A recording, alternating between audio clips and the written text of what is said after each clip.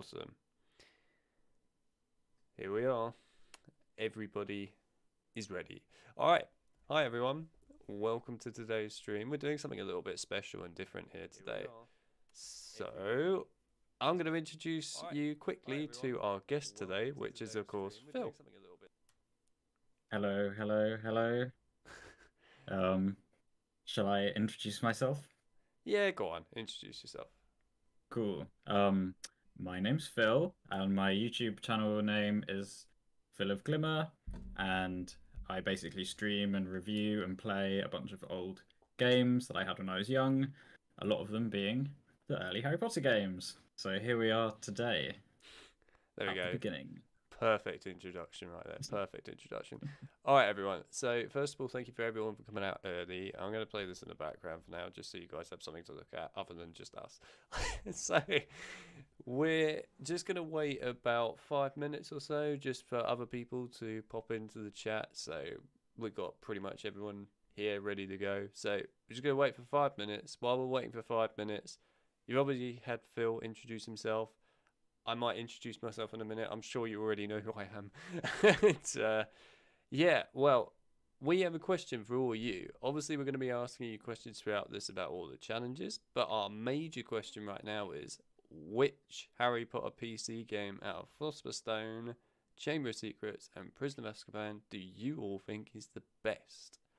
Put it in the chat. We want to see what you guys have to say. Today's stream's all about everyone getting involved, so everyone get involved. Yeah. This is the warm up. And while we're waiting for 5 minutes, I'll let you guys watch the introduction to the game. So there you go. You have something in the background to look at for the time being. But yes, tell us, everyone, tell us, which game do you think is the best? I mean, I know what I think is the best. I know what my favorite one is. There we go. I know it's probably going to be the exact same one. Same for everyone. We'll see. There might be someone out there that's like, prisoner. Like, really? So Can you bring out the ban for that person? The ban. It's all right. We won't judge while we're here. Not too harshly, anyway. I've got a newly acquired Harry Potter mug. Is that the? I think it's like the 20-year anniversary thing. I didn't buy it. I got it as a present, but it says Sorcerer's Stone on it, which is upsetting to me. It's the wrong language, mate. Yeah, I'll throw it away. Do it quickly. I'm trying to look. It's literally like full with tea, so I'm just trying to. Put it. I also can't. Wait, put it a little closer a sec. I just want to see if it actually is like. Don't spill it, but put it a little closer. Yeah. Let's just see. It's got like. Oh yeah. All the people on. Fun. That's pretty cool. That is pretty cool. Oh, we've got the intro Oh. now. There's the intro. The actual game. It's no longer looking at some flat, colourless. There is a mod, by the way. In the game. We're in the actual game now. Anyway. Oh yeah, because in one of the versions it was colourful, right? Like all the pictures, yeah. Yes, so the PlayStation 1 version, it's got colour to it, or the actual like storybook bits. It's also an actual book, which is pretty cool. This one, it's oh just yeah, you're right. Yeah. I mean, you could get a mod to make this one have some colour to it, which is pretty cool. So, Goblet of Fire. Good God, that thing is haunting me even when I look at the chat. Oh no. I think about that game too much for how bad it is. I did like. Oh God, man, Goblet of Fire. Are you nuts? I feel like everyone's just deliberately going to troll me today because everyone knows that I despise Goblet of Fire. So this is going to be like, do you like Flipendo challenge? Goblet of Fire. It's like what? All right. Also, hello everyone that's joined the stream. I'm just catching up on the chat now. Sorry, I'm like working on things in the background while we're waiting for people. It's fine. And currently, looking like it's Chamber.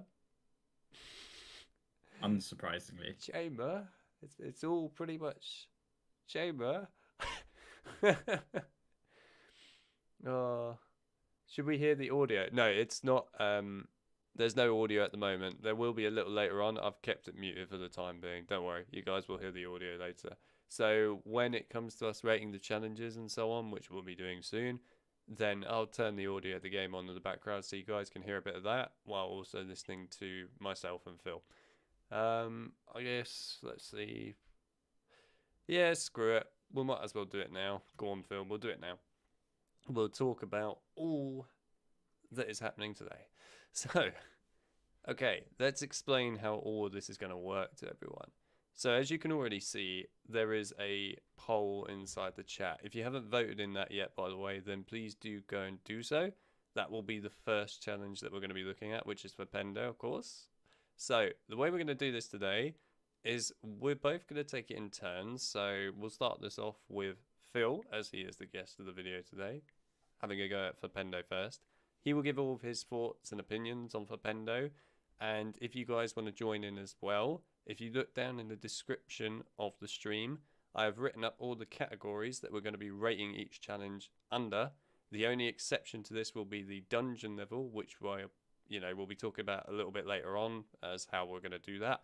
But all the other ones, everything will be down in that description. So familiarize yourself with all of those, and then you can rate these challenges as well. So while Phil is going to be talking about that, you guys can start rating those challenges. Give it, out of 10, and then also write any comments you want to about each challenge. While Phil's talking, I'll be looking at the chat and keeping an eye on what you guys have to say. And then basically when Phil's finished saying everything he needs to say, we're going to quickly look at the chat and just say anything that we think might be important that someone's left in the chat, etc. Then I'm going to say my part about the challenge. Then at the end, we're both going to give our final scores on the challenge. And then we'll just, again, check the chat, see if there's anything else really big in particular we need to look at. Also, we'll be reading out some comments that people have left for like how they rate the challenge as well. And then we'll move on to the next one. And basically for the next one, it would be me going first the next time and then Phil. So that's how we're going to do this. So I think we have probably waited long enough now. Go on, I'll ask the chat. Do you guys think we've waited long enough now for everyone to jump in? See what everyone thinks. Do you think we can begin? I mean, we're pretty much at Flipendo now anyway at this point in the video. Oh, someone's actually said Prisoner of Azkaban is great. Fair play, fair play. I mean, I can agree definitely on the console version. I know Phil hasn't played that yet, so we won't spoil it for him. But yeah, that version definitely is really good. Definitely the second best Harry Potter game in my view. But PC one, not quite as much. And if you were in my recent stream, which some of you were, then you'll know that I may have broken that game and literally locked down the whole of Hogwarts.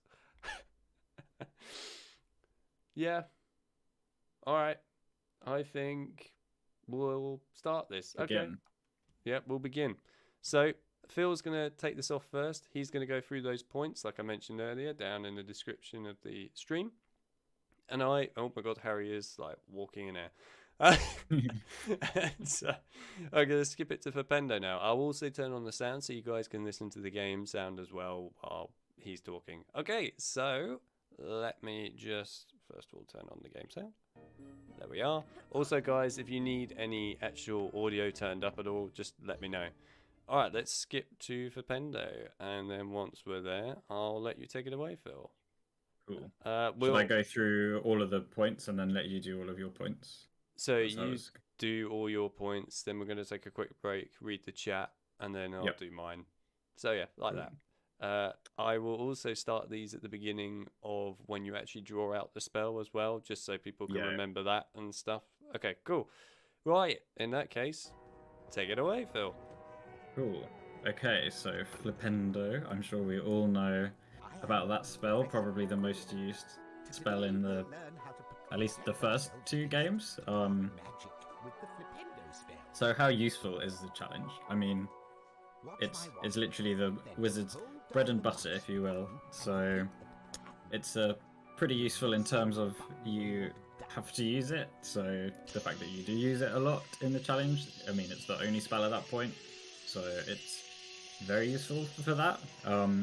It's also the first gnome encounter, which, you know, automatically gives this level 10 out of 10.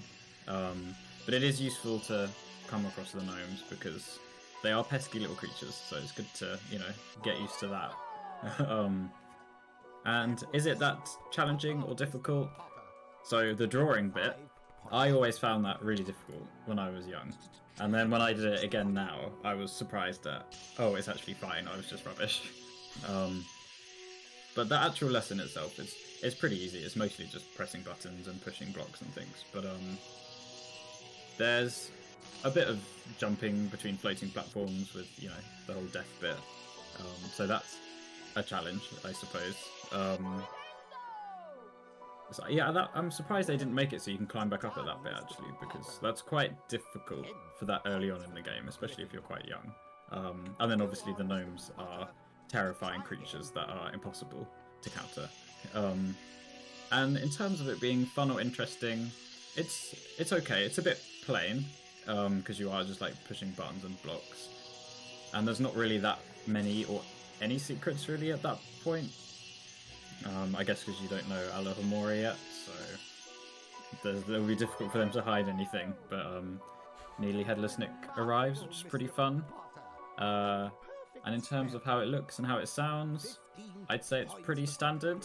Like, it's your standard castle theme, which makes sense for the first challenge and for like the most basic spell. The music's pretty good, a bit fun. The gnome music is obviously fantastic, and every now and then there's like a cackling laugh, which is kind of fun. That's most of my thoughts for Flipendo, I think. You got all your thoughts then? Alright. Yeah. Nothing more to add. Tell you what I'm going to do, guys. I am going to skip it into the actual challenge bit. As fun Are as we it, still on there? as fun as it is watching the drawing, let's actually go into No, the way challenge. you have to do it a billion times. Yeah. It's a bit excessive. So you guys could actually watch this for a bit. So, as Phil's given all of his points, which, to be fair, a lot of my points are kind of similar. I agree with what he said. But I want to quickly just go over what some people have said in the chat here, because actually there's some very interesting points for this. And also I love the hashtag we stand the Flipendo challenge. Yes, so John has written that it's a very useful spell, but only in the video games. You are not wrong. I wish it was in the films, don't you, Phil? Yeah. I mean, Yeah. just think about the graveyard scene in Goblet, right? Just Advoga Cadabra versus Flipendo. I mean, Flipendo's gonna win, right? Of course. The most powerful spell in the whole of the Harry Potter universe. It really is, mate. I mean, in this game, spoilers ahead, he gets crushed by pillars, for Christ's sake. So yeah, and that's all with Flipendo. Anyway, Roberto has got usefulness 10, fun 6, interesting, difficulty 2, visuals 8, and audio 9. Those are some pretty high scores for the most part, other than the difficulty, of course. But yeah, that's pretty good. Also, he's got love the warmth of the challenge, all the golden warm colours. Yeah, I agree with pretty that. warm. Except for this bit where it's all shadowy. As soon as you said that. Yeah, I agree with your point there. It's a good introduction to the actual game and so on, this challenge. It definitely is. No Flipendo in Prisoner of Azkaban. I know, the fact they replaced it. Yeah, they did. And Rich's Emperor changes, doesn't it, to Depulso, right? And then, like, the logo for Rich's Emperor changes. Yeah. It's a mess, man. It's bizarre. It's a mess. PS1 game within seconds of excellent scoring feast. Literally. Alright, well, I'm going to let Phil take over the chat now. So, Phil, keep an eye on what people are saying. And anything major, then, you know, we'll say it after we both give our scores. So, now I'm going to quickly go over my points for this. So, first of all, how useful is this challenge? Seriously useful. This is probably the most useful challenge, I would argue, in this game, just simply because it's the most useful spell in the game. It teaches you Flipendo very well. I mean, like, pretty much all the major things you're going to be using Flipendo for, you're going to be doing in this challenge anyway. So you use it on switches, use it on hidden, well, I guess hidden objects if you want to call it like that. Then you also use it, of course, on big objects, like the big giant, what are they, like cubes or something? Rock cubes. To use those a lot in the game. Yeah, and use it on the enemies as well, including the gnomes, like you said earlier, which are fantastic creatures. And they're not in Prisoner on PC, which is a shame. How fun is this challenge? I would argue it's not exactly incredible, but at the same time it's not terrible. I would probably put it kind of in the middle ground for its fun, actually. I think like the sort of earlier part of it, I would argue is not that fun, because it's kind of the basic sort of learning to walk around a bit still and just using the spell quickly. But when you get to the sort of bit in the video we are almost at now, where you start actually doing like the jumping bit across the chasm and stuff, that's when I would argue it gets quite fun. Also the gnomes. Difficulty of the challenge, it's not difficult. This is a really easy challenge. The only difficult part, again, is the end bit. The chasm jumping bit can be, I guess, challenging for someone quite young if they're not used to that sort of thing. And then, of course, the gnomes are a challenge when you really don't know how they work, I guess, to start with. But also the fact that the way the movement system works for casting in this game, it's not the most slick thing in the world, shall we say. So yeah, targeting the gnomes can be a bit rough. Visually, it is a very warm looking challenge, as we've already stated in the chat actually. But yes, so the whole challenge has a very basic kind of colour tone to it. It has like some other little bits of colours, especially like darker areas, the like shadow effects and so on, popping out, which is good. I definitely like that. Yeah, but otherwise the visuals are pretty much almost the same, but I will argue that like here where you see that carpet on the floor, there are some really nice looking carpets that you get on the floor, which is really cool. There are actually, yeah. I like, especially in the room with the gnomes, the carpets are... Yeah. You know what, I actually will quickly, just while we're here, we will reverse back, but I do want to show this room because this room is important. In my opinion, this room is like the visual masterpiece of this challenge. So yeah, definitely. I'm going to quickly pause it just to give you guys a proper look at this. So as you can see, like we were talking about the carpets in here, they look great. Even with the normal sort of warm coloured floor that you get on the walls and that as well, really good. The window panels, fantastic. They really add to this. And then of course like the fire and the furniture and things. It's just a really welcoming room, given that you're going in to fight gnomes. Yeah, so there you go. The audio, I'll let it play here.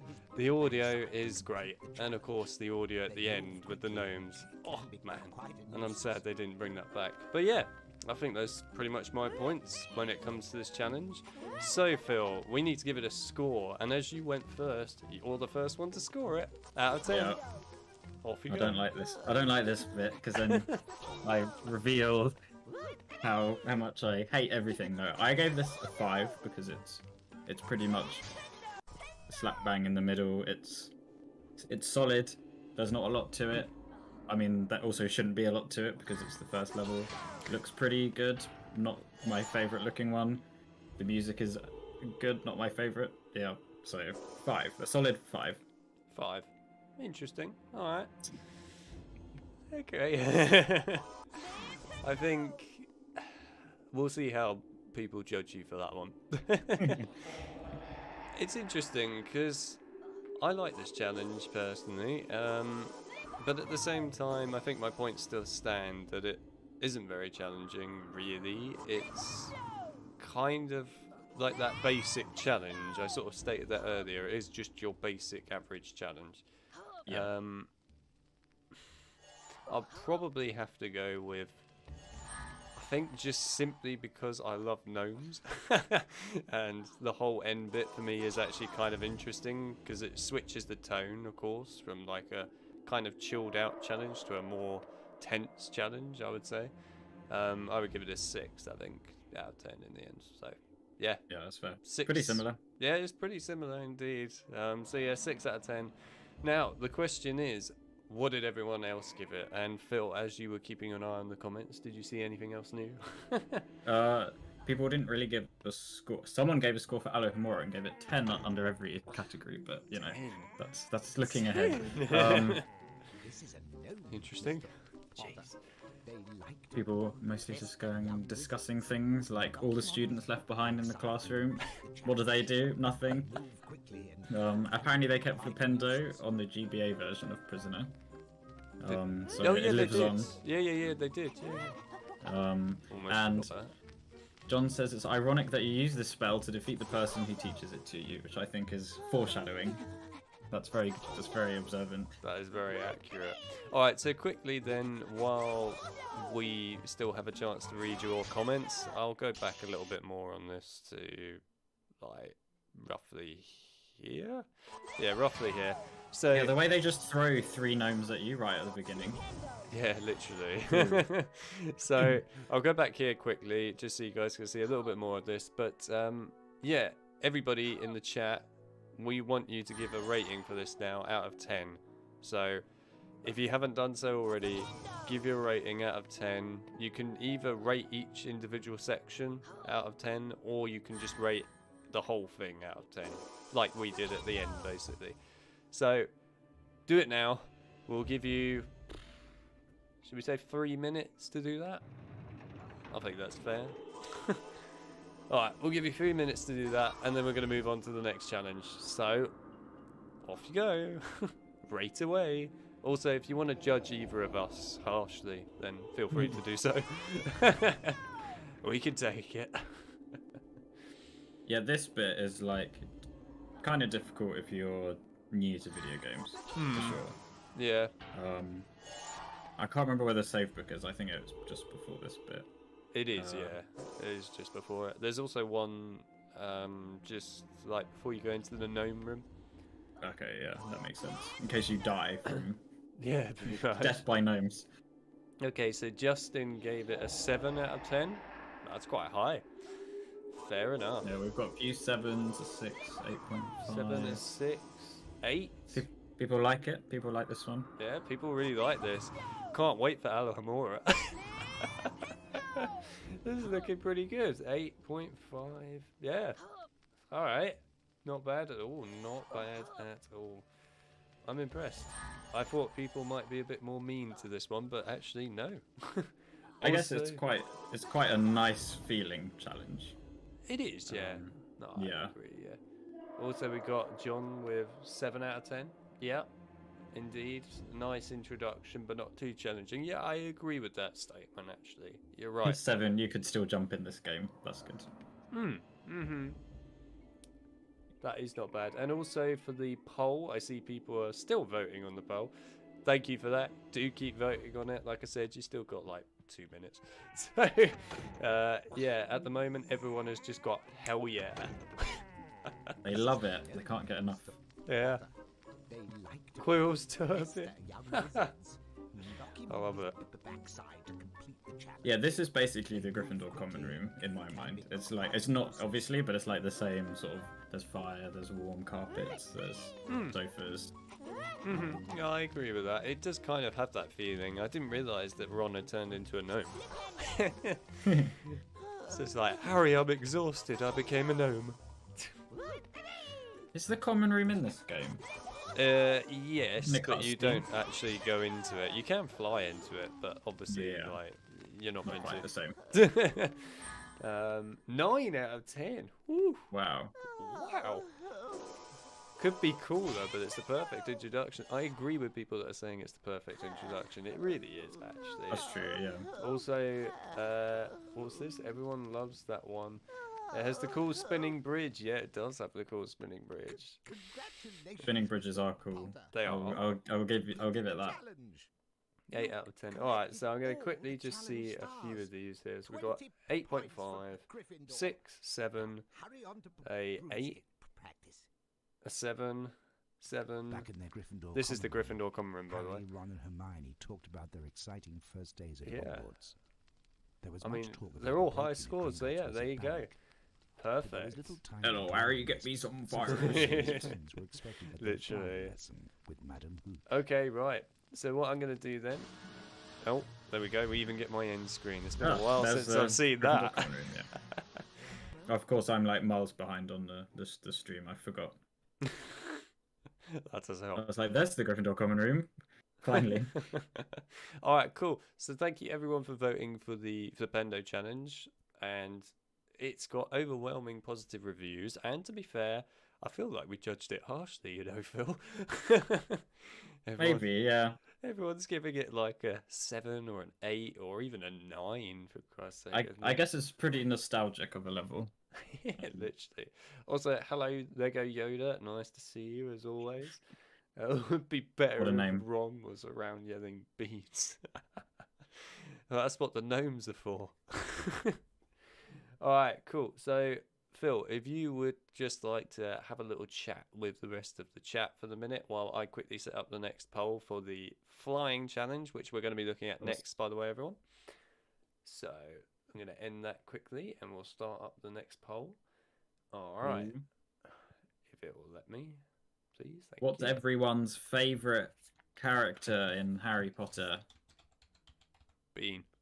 Yeah, it's the bean. Nah, The Bean. it's probably Peeves for me. I think Peeves is awesome.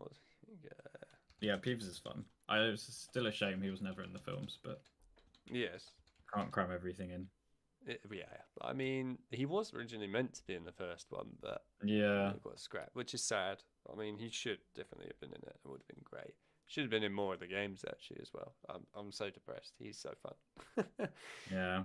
Also, I got like a mini jump scare while we were talking about Flipendo and that, because I've got this really cool, like, it's a snitch. I'll pick it up and show you all later in the stream. I'm letting it charge for the minute, but it's a touch lamp snitch. And when it charges, basically when it gets enough power to turn on, it makes this clicking sound. So it was on the floor, it just went like that really quickly. I was like, Jesus, what the hell? Is that like the wings flying or something? No, that's just... It just makes a noise. It's just, I think the light, I don't know. Anyway, I'll show it to you all later. I'm just going to let it charge up a bit, and then, yeah, you can see it all. While he's got the mug to show you, I've got a literal touch lamp even, snitch. So, yeah, I will show you it in a little bit. Okay, so let's go with, yeah, it's cool. And why... Perfect. I think that sums that up pretty well. Okay. Oh, and it actually kept it. That's nice of it. I didn't think it was going to keep it. All right. I don't know if you can see that in the chat, Phil. Let me know if you can see this actually on the. I can see the. Thing. Do you like the Flipendo challenge? Hell yeah, no way, but yeah. Should pop up with. Oh, people already voting on it. I was going to say it should pop up with the flying bit, but that's all right. That's good. Okay, cool. And it keeps the other polls from before. I didn't think it would do that. That's nice of it. Pretty All nice. right. So, thank you everyone for voting on Flipendo. I put up the new poll now for voting on the flying challenge, which I will play in the background for you all in a second. So, again, we're going to do the same approach, only this time I'm going to be going first, talking about this challenge. Then we're going to take a break, read your comments a little bit, and then Phil's going to do it. So, without further ado, I will start up this, and yeah, I'll go over my points.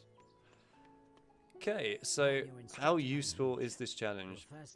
I'll admit, it's pretty useful. It somewhat teaches you how to fly around, I guess. I mean, the main part, like here, where you got Madam Hooch talking to you, is like the bit where it really teaches you how to move around. Otherwise, it's just sort of, can you go through my rings? They look funky. But yeah, I suppose it's useful that it teaches you how to fly a little bit later on, you know, in the game when you do Quidditch and that, you sort of remember what you did here. So yeah, it's handy. How fun is the challenge? I actually really enjoy this challenge. I enjoy the difficulty of the rings and that, especially getting harder over time. So really cool stuff here, really cool. And to be fair, the fact that the rings start getting smaller as well, I think that's quite a neat way of just really putting the challenge up there. And it sort of shows, if you have multiple players, like with a scoreboard, that'd be cool, by the way, playing this. Then yeah, it just shows you really everything, right? Of who's really good at getting through so many rings at once. But either way, I think it's a cool challenge for that, and it's fun. How difficult is it? I would definitely say it's easy until, in my opinion, you get to somewhat the gold rings, like we're on right now here, and then the red rings at the end where they move can be quite difficult as well. But otherwise, not that difficult in my opinion, but maybe I'm just too used to it at this point.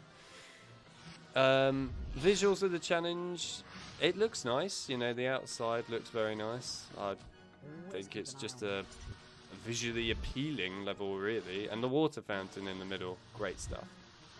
Audio, music is nice and exciting for what you're doing. Good stuff. Yeah, I think really that covers it. What do you think, Phil? Yeah, it's... If I had to sum up this challenge in one word, it would be stressful. But, is it useful? It's useful if you play the Quidditch, which I think you do from the main menu, right? But you can basically avoid it. Like, apart from when you have to do the keys at the end. But it's useful in terms of teaching you how to fly, I guess. But how useful is it throughout the rest of the game? It depends how much you want to play Quidditch by yourself. And is it difficult? I think it is difficult because I'm rubbish. But yeah, like near the end, it can be pretty difficult. But it's nice that it's not like a pass-fail thing. It's kind of you get points depending on how many rings you were able to fly through. And it is fun, but there's not much to it, or like not much variety. I guess like the rings change a bit. But it is basically flying through rings. But the card behind the window, I think, is a nice touch and pretty cool. And I do really like the way this one looks. I think it's how I would imagine a quad in Hogwarts to look like, especially with the sort of buttresses flying down and the towers and the massive windows and that. And the music is, I don't know if unnecessarily stressful, but it's definitely suits it. We'll say that. But overall, yeah, I like it. It's stressful, but like in a good way. I think now that I'm a bit older, a bit better, maybe. Like, because I'm a bit better at it, it's not quite as difficult. But when I was young, wow, I probably didn't manage to fly through, like, even 10 or something. Maybe not quite, but, you know. But, yeah. It's not that bad. Alright, cool. So, tell you what, as people are still messaging about the flying, I'll let you carry on doing that, everyone. Don't worry, we'll get to your comments in a minute. We're going to rate it now. So, I have to go first this time. Oh, the pressure. Yeah. The pressure, man. I know how you feel, Phil. Alright, so people might hate me for this, but I really like this. I think this is one of the most sort of fun challenges in my eyes. I don't know, I like the challenge of it. It's also exciting in my opinion. So I have to give it, you know, a solid 8 out of 10. That is my score for this. What about you, Phil? That is bold. I gave it a 6 because I think it's good and I like it, but there's not a lot to it at the end of the day. Well, that's fair enough. I totally understand that. Yeah, no, I like it. Yeah, but probably not. Yeah, not more than 6. Not more than 6. No, that's all right. I totally understand that. Let's see what others have rated it as. It's really weird this because it's such a short level. I'm gonna have to keep skipping back on it all the time. It's too short. Right. Generally, people don't seem to like it that much. I've noticed in the chat, which makes sense. It is. If you don't like the flying in Harry Potter games, you're not going to like this challenge. Yeah, I sympathise with that. But also, the flying in this game, I know, is not for everyone. Because the flying is, I would argue, a little challenging to get used to. Obviously, it's better than the on-rail stuff. I don't know why the video for this has completely gone out of sync with the audio, but whatever. I don't know what's going on with that, but anyway, probably just the stream thing lagging it. So you're right though, it's definitely better than the on rails of. Ooh, this is an interesting one. Justin here. Oh no, the flying. Never liked the flying. 3 out of 10 for the PC version, 1 out of 10 for the PS1 version. I mean, that's pretty extreme. But I do remember the PS1 being harder. Yeah. The PS1 version is a bit rough, and especially in like the flying practice bit when the rings start getting really small and like close together. That's not nice. So yeah, I can agree on that point. The flying challenge is the worst one. I really hate it. Wow, I might be alone in thinking this is not that bad. Oh well. I'll be honest, the flying challenge is cool personally. There it is, Sonic. Thank you, Sonic. At least someone likes it. Yeah. These rings should challenge you. Truth be told, You have a natural talent. yeah, fair enough. It's Lego Yoda. It is indeed Lego Yoda. Flying is okay. Controls aren't brilliant, but still an early challenge. Yeah. I mean, not to be harsh, 5 out of 10 is pretty reasonable. That's fair, actually. That is fair. I can expect it does kind of feel like this challenge is quite early on in the game to be this difficult. I feel like maybe it would have been better if there was like 3 challenges throughout the game. But then I guess they have actual footage, so. Yeah, no, I can kind of agree on that front. I mean, I'm trying to think of another one where it is super difficult. Is it the PS2 Chamber of Secrets or something that has a fairly challenging challenge in it quite early on in the game? I think it's that one. I can't remember though. Where is the MERT option? There is no MERT option. I'll be sure to add it in next time. Oh wait, there won't be a next time for the flying, will there? Flying in this game really isn't my cup of butterbeer. Neat one right there. I like the looks of the exterior part of Hogwarts, and the secret area, of course, is really awesome too. Yeah, I didn't actually mention the secret area is awesome in this. I agree. Yeah, I mean, for the most part, everyone's sort of iffy about it. So, yeah, I've experienced worse flying in Lego games. Fair enough. So, yeah. I mean, I think that's fair enough. We've got people rating it at this point, and I'm not sure I even need numbers half the time. I mean, people have given numbers like 6, 7, which is actually quite generous for this Sonic.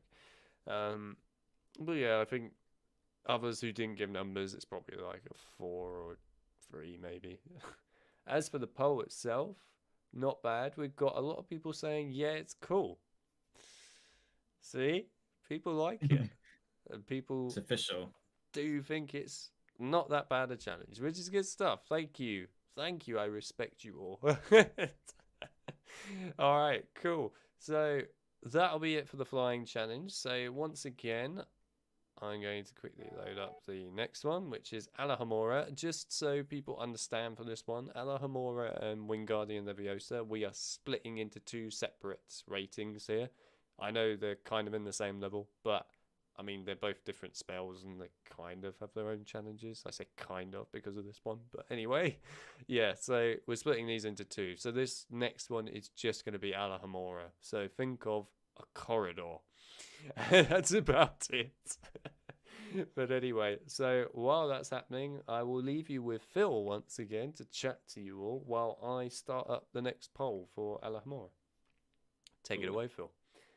Am I going through it yet, or just killing time? Just killing time for the minute. Just killing time. Just killing time.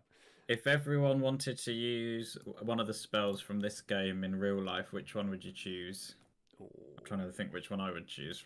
Lumos would be useful, so would Flipendo and Alohomora. Yeah, but you just use your phone's torch. That's true, but I think my Lumos spell from my wand would be far more powerful. Actually, they'd all be like reasonably useful. It's in later games where they started getting a bit like, am I gonna ever need to use Lapifors? Probably not, but. I think for me, what would be my favourite one that I would want in real life? Probably Incendio, actually. Be quite handy. Which one? I mean, it would be kind of handy in some ways, Incendio, because then you could easily set a fire or whatever rather than, you know, putting in all the effort of getting a match or a lighter stuff. Just literally go fire time. I think Wingardium Leviosa would be pretty useful because then you don't have to. That's true. Carry heavy things. No, that is true. I guess Flipendo would be nice if you were on like the main roads and you just wanted the car out of the way, just Flipendo it off the road. But yeah. and see what other people say. Let me know what other people say. I'm curious to know now. Kind of just arranged, to be honest. Literally every spell. Every spell, alright. Well, fair enough. I mean, they're all handy in their own They're all right. pretty useful, yeah. I mean, I want Scourge when it comes to the next game because I need to get rid of that ectoplasm. I know there's so much hanging around my house. There is. I mean, Nick the other day, you should have seen the doorway. I don't know whether to put a third option for Alohomora. I feel like maybe I should. I mean, they should all just be bad. No. I say, yeah, go on. I think do a third option, like a meh. I think Alohomora is actually one that deserves a third option. So, yeah, go on. This is an exception, this one. We're giving it a third option. It's very rare that I do that. Oh, great. Okay, cool. Right. There you go. You all have... Oops. We didn't need a fourth option. We all have 3 options to vote for in this one now. Alright, yeah, Team Scourge, clean the entire house, kill the ghost. Pretty much. I mean, what were they thinking when they were teaching that at Hogwarts in the actual classroom? I know, like, in Chamber, Flitwick's just sort of, like, brushes over it because he talks about the Chamber. But in reality, in Hogwarts, like, if they weren't talking about the Chamber of Secrets, how would that have gone? Welcome to their class. We're going to learn how to get rid of ghost crap. Literally, in case you go to bed in your dormitory and a ghost is taking a dump on your bed. I mean, that's the extent of the spell. Oh, Glacius. That would be a cool one, actually. We're getting ahead here. This is not in Philosopher's Stone, damn it. Alright, so we're going to start with Alohomora now. So, same things apply again. I put up the poll. People are already voting away in it. Thank you for that. I'm going to let Phil take the charge on this one. Lucky Phil. He gets one of the greatest challenges ever to start with. And, this is a really long challenge. So we're going to be talking about it for probably the rest of the stream. But, no, is it useful? Yes, Alohomora is used a lot. For doors, chests, hidden stuff. There's a lot of hidden bits in the level, so it does kind of train you to look for hidden stuff in the future. Is it challenging or difficult? Not really, although I think you could miss one of the secrets if you do it in the wrong order. But is it fun or interesting? I would say not so much, but the way Hermione decides to just give out house points, you know, whatever, weird behavior, but you know, it's kind of funny. And presentation-wise, it's pretty standard Hogwarts, maybe slightly more dark and muted than, say, the Flipendo challenge. Weirdly, I think it's the same music as the Flipendo challenge, but you know, it's not the greatest challenge of all time, we'll say. I thought you would be saying it's fantastic. Alright, well, first of all, I just want to quickly, before I go over my points here, I want to first of all say, hello Jesper, it's been a long time since you were last in the stream, so thank you for at least popping by, I appreciate seeing you again. Also, to everyone that's jumped into the stream, there's been quite a few of you, sorry we haven't kept up quite as well as I thought we might do. We'll try and keep up as much as we can right now, but everyone that's just joined the stream recently, thank you for joining. It's awesome to have you all here. We appreciate you all being here, and we appreciate you all sharing your thoughts on these amazing challenges. So just to quickly just see what people are saying before I go over my points. What we got here? Alohomora, it's a spell for thieves. I mean, you're not wrong. They broke all the rules with Hermione giving house points here. Yeah, I agree with that one. I mean, she's doing it right now. Also, hey there, hello, nice to see you. Just start rubbing ghost bleach in Peeves' eyes. Good old Scourge. Alright, cool. So, while I'm giving my points out for this challenge, everyone give your ratings in, again, like out of 10. Just give us your ratings. And Phil will keep an eye on the ratings. I know he will. So, make a note of them all, Phil. Alright, cool. So I'm going to go over my points quick, and Phil's going to keep an eye on your scores, and then we're going to give our scores at the end. Alright, how useful is this challenge? can I say it's useful? I mean, I guess it teaches you how to unlock the doors. I mean, to be fair, she doesn't even really teach you anything in here. She sort of just walks you into a room and goes, look at something and tell me if you can, you know, sneak into the next area. She doesn't like go up to, like Quill does, like a block or something, and go, cast Flipendo in it. It's like, okay. So, I mean, I guess it's useful for teaching you if you just investigate yourself how to use Alohomora, which is mostly on doors and like a couple of chests in here. So yeah, I guess it's somewhat useful, but it's nothing special. How fun is it? I guess if you find it fun to find some secret rooms, then yeah, it's cool, but they're not exactly that interesting compared to later on secret rooms, so I don't know, I'd say it's average. I'll give it average. How difficult is it? It's pretty freaking difficult to draw that Alohomora spell, I'll have you know. That is quite challenging at points. And actually, the gameplay that you're watching of this in the background, I remember because it was during my stream actually with this one. I had my desk completely cluttered because I was an idiot and forgot you need to draw spells in this game, and literally broke my wrist trying to draw it. I was like, oh, like my wrist went into like this sort of deformed state while drawing it. It hurt, but yeah, it's a tough one to draw actually, I will admit. It is kind of difficult. It's probably one of the hardest. I mean, would you agree with that, Phil? Would you think it's one of the hardest ones to draw in this game? I think so, yeah. There's a lot of angles, and the angles are difficult, I feel. Yeah, I would say it's probably one of the hardest. I mean, I feel like there's one other one that's harder, but this is pretty big. Yeah, it's pretty difficult. Other than that, it's not a difficult challenge now. Visuals, I mean, it looks like Hogwarts. Yeah. I don't know what else to say really.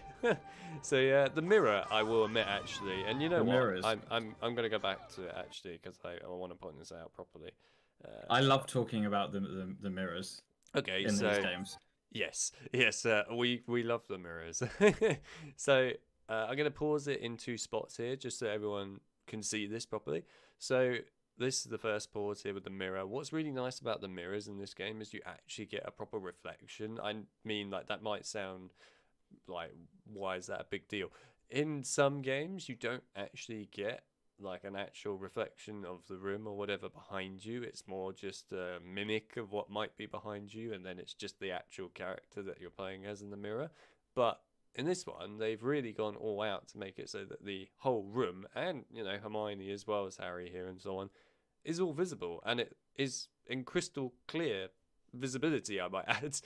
Yeah. That's quite Like, rare. somehow this is the best mirror in like any game ever. Yeah, literally, this mirror is super crystal clear, and the rest of them throughout this game as well.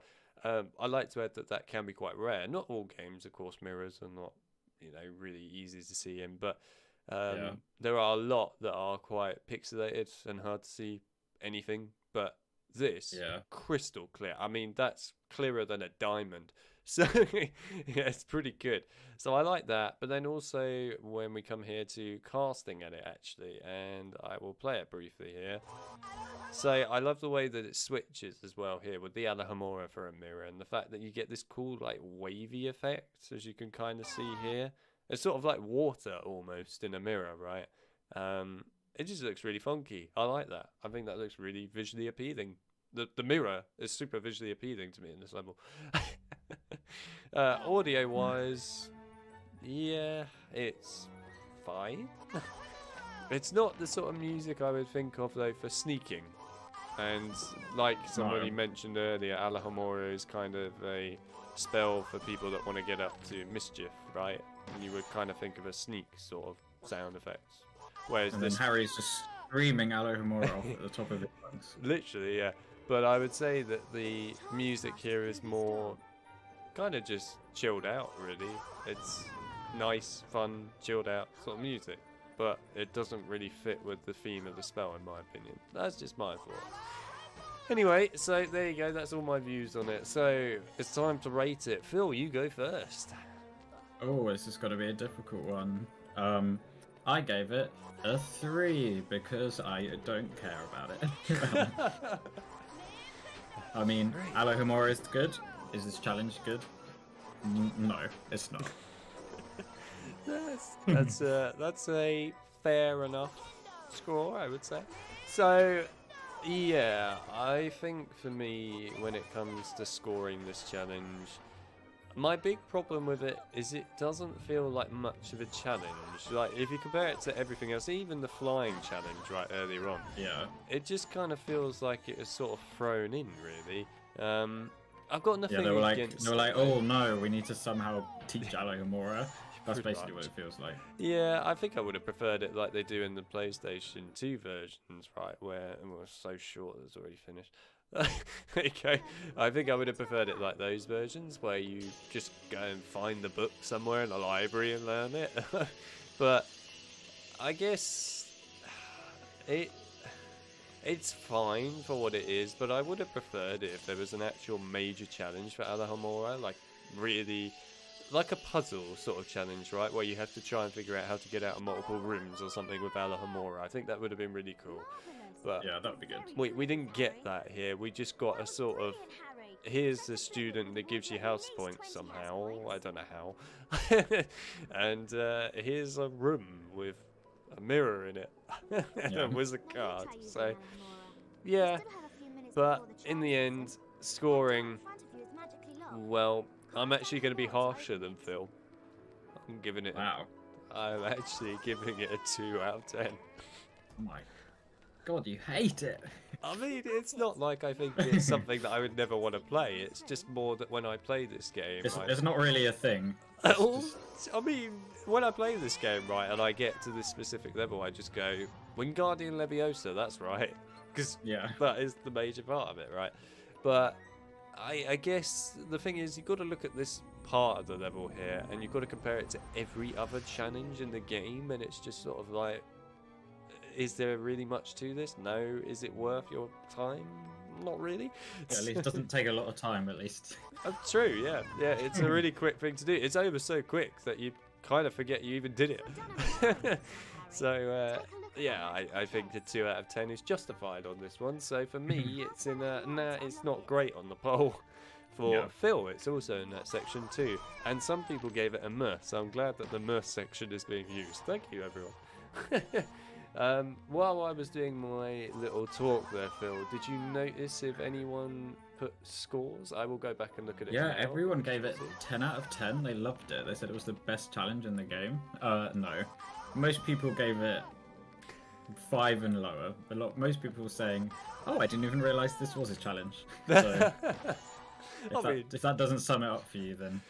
They're not wrong, to be fair. Like I just said, you kind of forget you even did it. Yeah. Also, I love what Victor said here. I give it a 10 out of 10. It's the hardest challenge in the game for sure. Yeah, it's pretty damn is difficult. true. It's super difficult. Forgot they reused the Flipendo music here. Yeah. Actually, a 4 out of 10. Fair enough. Everyone's being a lot nicer than I am. 10 out of 10 masterpiece. 4.5. Ah, here we go. So Roberto gave it usefulness 8. Interesting. Fun 5. Difficulty 1. Visuals 10. That's interesting. Love the secrets. Yeah, probably the mirror then, I'm guessing mainly. And then the Mirror audio. is 10 out of 10. It's going to be the mirror. And then the audio 8. Yeah. It's meh for me. Yeah, that's understandable. 2 out of 10. The blank king. I respect you. You agree with my point of view on scoring it. 2 out of 10. Fantastic stuff. They didn't even try here. It's just a hallway. See, exactly what I think. You're right. You are right. The irony is that she's all abiding Hermione is the one that teaches you the spell. Yeah, she teaches you a spell to break into Lost. things. Yeah, She gives out literally. house points. And she's also not even wearing school uniform properly. That's all I'm saying. Pretty much. A 3 out of 10 is literally a transition even between lessons. Yep, I agree with that, John. 5 out of 10. Short, very simple. Points deducted because of Hermione giving points. Yeah, pretty much. Are we breaking into Charms class? I wish we did, to be honest. It would make the challenge more worthwhile. Just Flickwick going, oh, you actually made it to your lesson. Congratulations. 4 out of 10. Didn't even consider this spell challenge until you guys classified it as one. Yeah. Yeah, I mean, everyone here. By the way, you guys are killing it with all the comments. There's so many here. Yeah. No, There's a lot to say. There's a lot to say about it, you know. There is. Also, we got McGonagall in here now as well. It's okay, McGonagall. Told her to do it. Yeah, pretty much. 11 out of 10 for Alohomora. Nah, maybe a 3 out of 10. That's more like it. Good one, Robert. Yeah, anyway, I think everyone here has given a fair score to this. Pretty much. So, yeah, all right. Everyone hates it. That's the conclusion to it. Everyone hates it. So, there we go. That's Alohomora. We're now moving on to our lovely favourite spell. We all love it. We all know it. And no, we're not going to bring up the meme today. Wingardium Leviosa. So, once again, I'm going to leave you chatting with Phil, kind of. Phil, chat away, and I'm going to set up the next poll for Wingardium Leviosa. If you had to Wingardium Leviosa one thing in your room right now, what would it be? I'm trying to come up with anything vaguely related to Harry Potter. People said the Alohomora challenge was cool. All of them incorrect. Delete them from the no. That does surprise me, actually. Granted that meh and nah, it's not good are kind of pretty similar. So meh. I'll count those two. Also, the Charms classroom in the second game. Oh, it looks so good. Like the carving of like the text on the walls is like exactly the same as in the film. I think it's amazing. This is like they've tried to do it here, but they obviously ran out of time. But just quickly, while I am here, just before Phil carries on, I just want to ask everyone in the chat, please don't swear. We like to keep this a friendly environment for everyone, and I know not everyone likes swearing in here. So if I do see swearing, I am going to remove your comment, just so you're all aware. We want to keep it friendly here for everyone, so no swearing, please. Anyway, I'm also trying my hardest as well. So everyone look at me. I'm your example. That's almost not a good example, is it, really? Oh, man. Anyway, yeah, so at least that's now clear to everyone. But like I said, if you swear, I will remove the comment, just so everyone's aware of it. And don't worry, Sonic. I see you saying sorry for it. It's absolutely fine. Don't worry about it. I didn't mention it earlier, to be fair. That's my fault. But yeah, at least everyone knows now. Cool. Right, carry on, Phil. Yeah. Charms class. I think assuming the video doesn't change because I'm about 5 seconds behind on the video, but I like this as Malfoy and Goyle in the corner. Yep, it's just Malfoy and Crab actually in the corner. Oh, it's Crab. Yeah. I like how the classrooms are also not very populated in these games either. Like there's like 4 people here or something. But you know, it's an exclusive school only for the richest of students, so maybe, I don't know. I like that. I'm trying to remember what this challenge looks like. Don't worry, Nina. I will play the video in a minute and you can have some idea of what it looks like. And of course, remember, while Phil's talking, it'll still be playing in the background, so you'll be able to see more of it. So you've got plenty of time to sort of review the challenge and remember it. Don't worry. Just quickly say, I swear, I shan't swear. It pretty much... No need, removed it already. Okay, cool. Thank you for that, Sonic. Cool. Poor Spider. Remember the social distancing inside the classrooms back in the days, yeah? Except for Crab and Malfoy. Alright, cool. I put up the next poll for everyone when it comes to voting for Wingardium Leviosa. There's just 2 votes this time, so vote away. Remember again, come up with your scores out of 10. My advice would be that you keep your scores until we both are finished. Just that way, then we'll see all of them kind of together. But feel free to say anything you want to say right now. Phil will keep an eye on the chat for the time being just to see what you're all saying, and if there's anything really important, he'll bring it up. Otherwise, it's my turn to go first for this one. Yay, I get a good challenge. Alright, so let's do the Wingardium Leviosa challenge. How useful is this challenge? I would say it's pretty useful because it does teach you literally everything you need to learn about with Wingardium Leviosa, which is pretty much just picking up blocks. So, yeah, it does a great job of that, and I would say that the challenge does a lot of the Wingardium Leviosa stuff as well. And it's also teaching you how to use it for secrets in this level as well, which I really liked. I thought that was a nice addition. So, yeah, they went all out with that. So, yeah, I would say it's a useful challenge, definitely. How fun is it? I would say it's not the most fun challenge in the world at the beginning, but when you get to the later on bit where you pretty much, whereabouts, probably when you get to the night and you're sort of opening up the main door to go outside, that's where I would say it starts to get a bit more fun. The beginning bit I think is just kind of casual, sort of normal gameplay in some ways to me. But yeah, the outside bit I quite like, and especially with the fact that you have to jump between all the platforms and that as well. I like that. I think it's a nice thing to have a bit of a challenge as well there. How difficult is the challenge? It's not that difficult until you get to the end bit, in my view, again with the jumping, but even I don't find that difficult, but I'm slightly biased there, I guess. But I can understand people that find jumping quite a challenge, or the controls a bit of a challenge in this game will find that bit at the end a little bit more difficult. Visuals. Visually, I think the outside looks nice. It's quite basic, but it does look fairly nice. The insides, I mean, I don't really care for the inside visually. I suppose the room with the knight looks somewhat nice, but the rest of it, yeah, it's alright. That's about it, really. Audio. Now, I actually am going to have to fast forward the video to one bit here, because I'm not sure if this bit has audio or not, because I can't remember. Does this bit have audio? Yes, it does. I thought it did. There's in audio, the music. So, yeah, okay, that helps me out a bit here.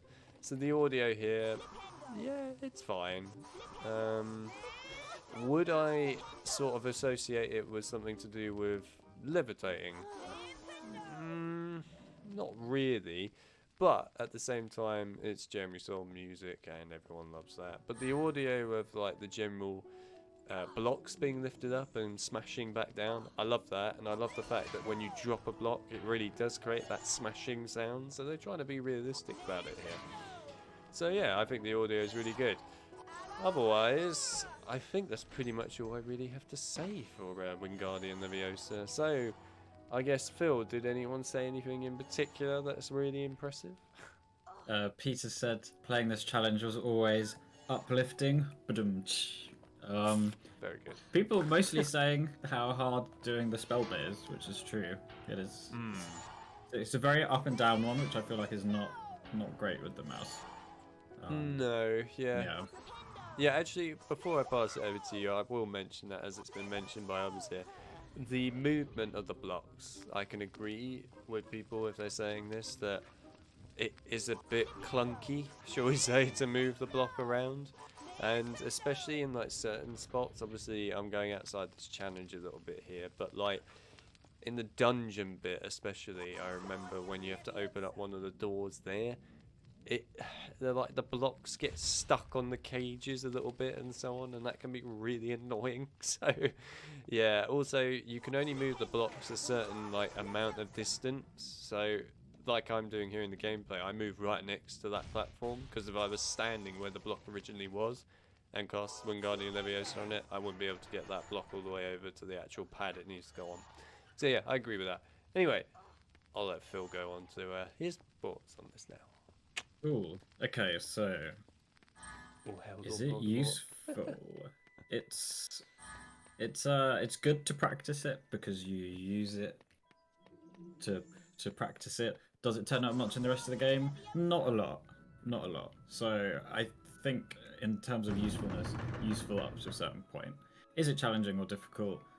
Again, not really that difficult or challenging, apart from the jumpy, floaty platform bits as usual. But apparently I've written here the spell drawing was harder with this one. So that means in the past I obviously did find this one to be difficult, which I will choose to believe that past me struggled. Is it fun and interesting? There's kind of like some nice multi-stage tasks with moving blocks and using Wingardium Leviosa, but I wouldn't say this challenge is exciting. It's more of like a peaceful, airy, like kind of a bit of a break, I suppose. There's a few bits, I guess, with the gnomes and the suit of armor, but it's not the most exhilarating of the challenges. And what do I think about how it looks? I kind of like that it's a bit more like shadowy, a bit more muted. It kind of feels like you're in like an attic or something, which is kind of nice. The outside, I don't really like how it looks, I'm not gonna lie. It is a bit basic. It could even just some like trees or something. And like, I don't know if you can see it in the video because I'm not sure where we are, but like at the edge, it kind of just like fades into black below and the wall is a bit rubbish, and it's just, I don't know, I think it's not very, obviously they were limited with the technology at the time, but I think they could have come up with a better way of like it going into, I guess, the distance. I don't know, it's just a bit specifically, you talking about the outside bit with the yeah like outside when you like look off. Yeah. It's, I don't know, I think it's a bit basic, but and the music, when it is there, I think it's some of it's just like the sort of generic Hogwarts music, but I think it's quite nice. It's a bit quiet. The music outside is like suitably airy. Yeah. Oh, and then, sorry, back to the visuals. The fountain, pool, and mirrors, all stunning. 10 out of 10. Yeah. I actually forgot about the fountain until I just saw it now. Yeah, the fountain's nice. It's a really nice bit. Yeah, the fountain is nice. I sort of remembered water being in this level. I was like, where is it? Yeah.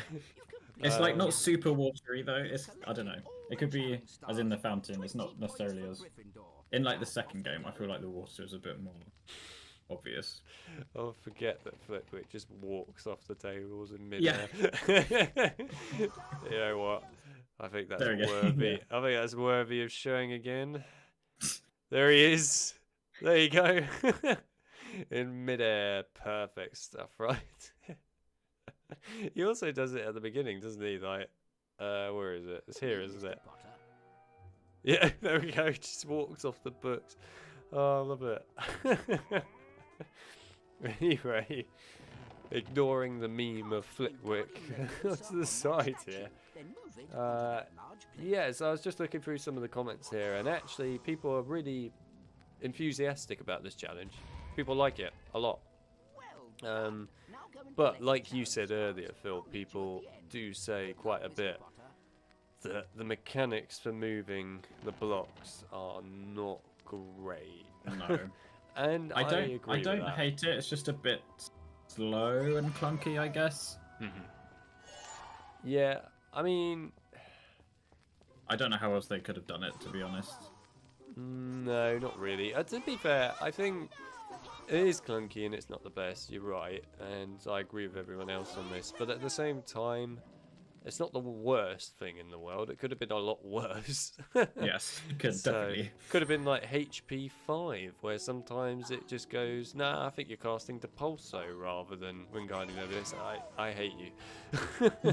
Have you ever tried playing that game with a controller? Like, so they put Wingardium Leviosa. In fact, I'll demonstrate it on the controller for you. So Wingardium Leviosa, you like lift up the analog stick and go like that side to side, and then Depulso you do that really quickly, like a double tap upwards. But in HP 5, because it's so sensitive, when you go like this and do that, it then just goes, oh, that's Depulso. So there's like, Depulso. It's like, oh, for God's sake. No.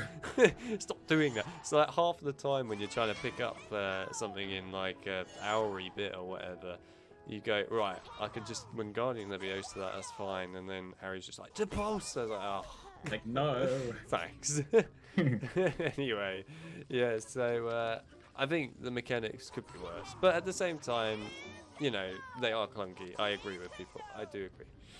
Also, I'm glad you now have that reference, Nina, and remember it. So that's all good. So anyway, everyone seems to be pretty nice for it, and there's been some pretty decent people, you know, scoring it here. We've got some decent people. What am I on about? Decent scores even here. Why did I say people? Some decent people. Decent scores here even. So yeah, I like it. And yeah, we also have HP4 reappearing once again. It won't leave my life. Goblet It is just won't. it's there. Every single stream I do of Harry Potter now, someone mentions Goblet. You just can't get away with it. Anyway, so I personally that's meant to be not quit, but yeah, that's fine. Quite like this challenge. Prefer the outside section. So like me, then you prefer this bit, the bit that, in my opinion, really makes the challenge. But yeah, decent people squad here. Everyone in the stream today is a decent person. Don't ask me why I said people, by the way. But anyway, welcome to When Your Mind Gets Confused. It's had Goblet infect it. But I dislike the movie of Goblet. Yeah, that's fair enough. Anyway, so we need to score this now. So as I went first, I guess I have to score this first. Alright. Hear me out, everyone. I'm giving this a 7 out of 10.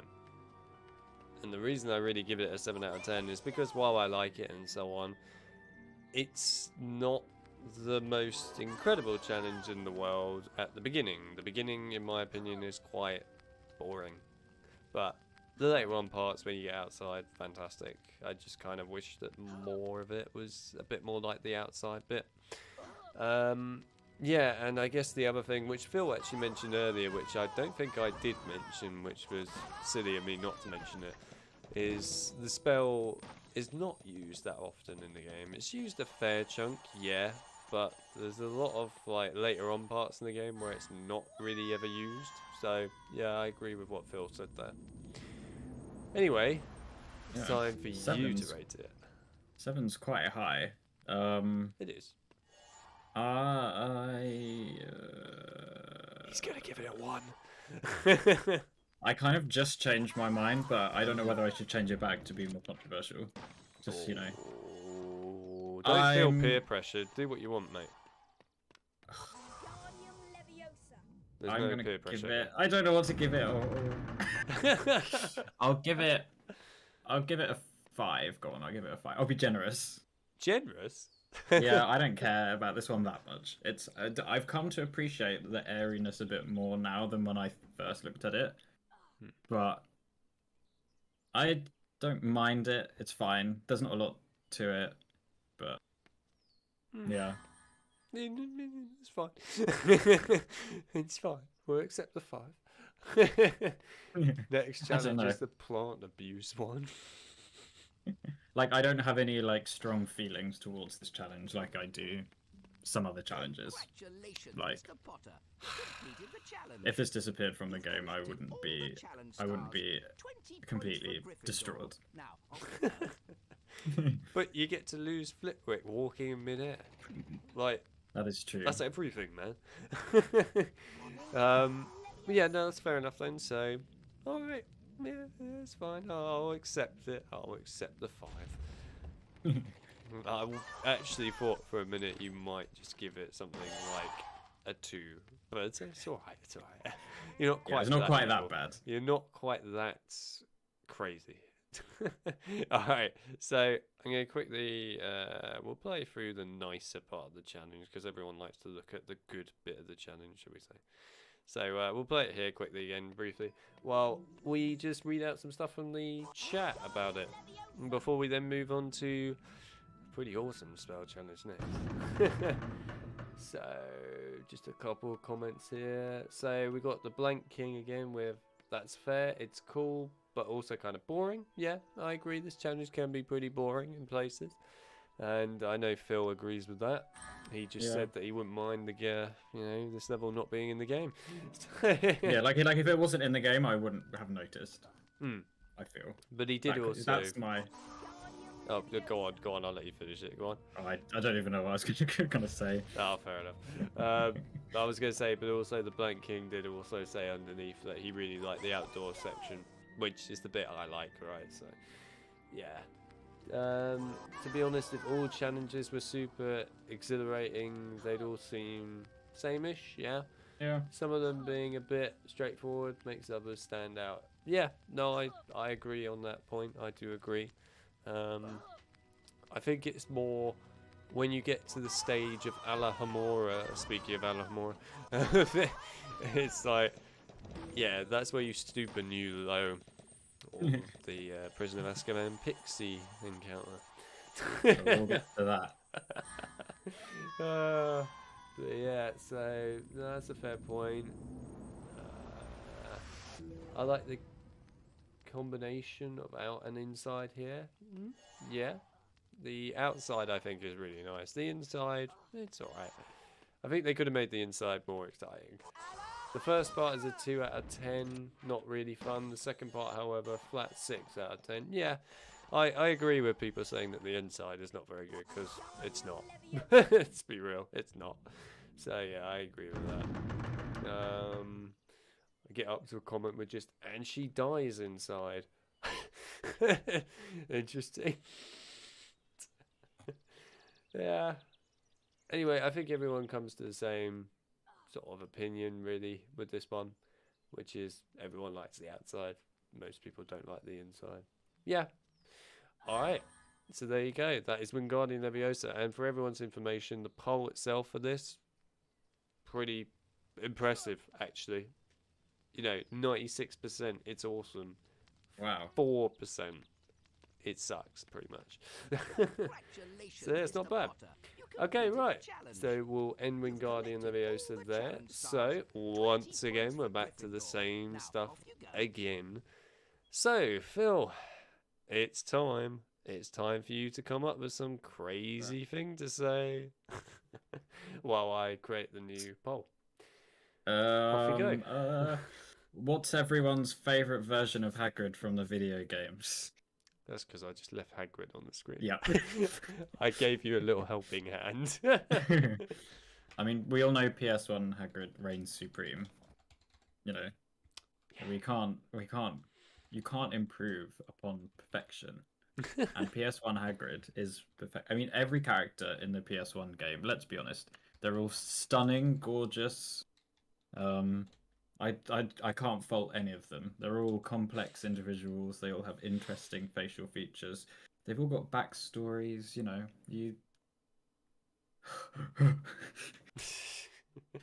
what other rubbish can I come up with quick?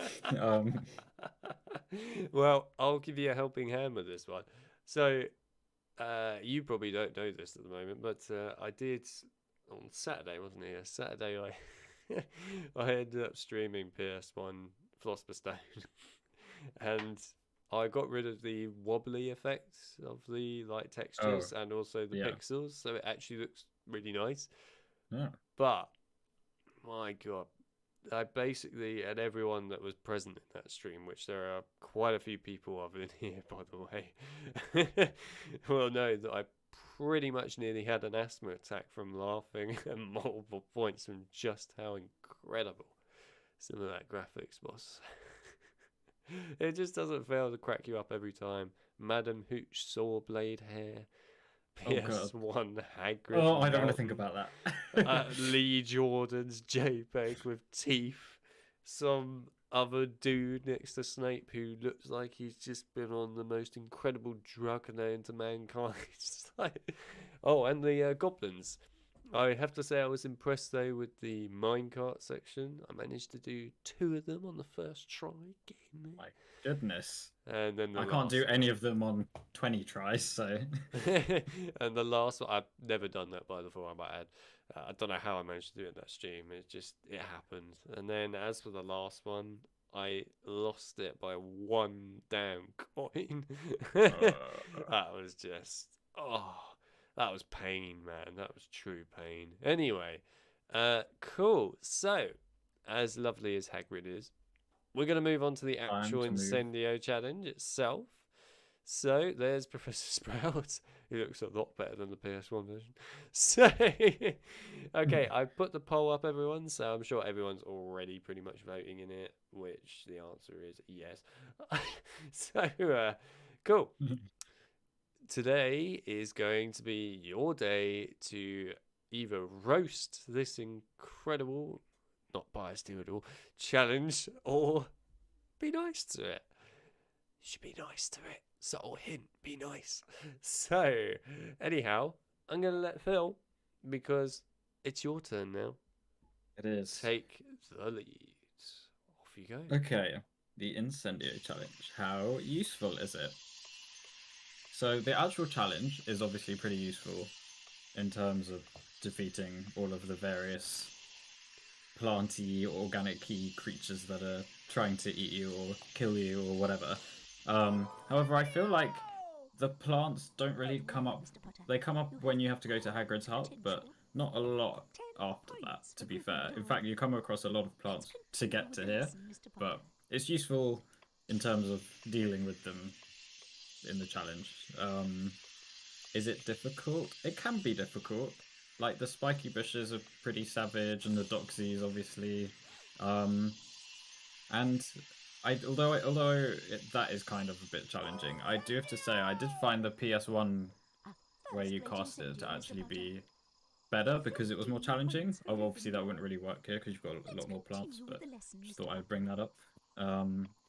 Is it fun and interesting? It is. So you've got a bunch of hidden secrets like the tree, with the platformy sort of bits that appear from what I remember.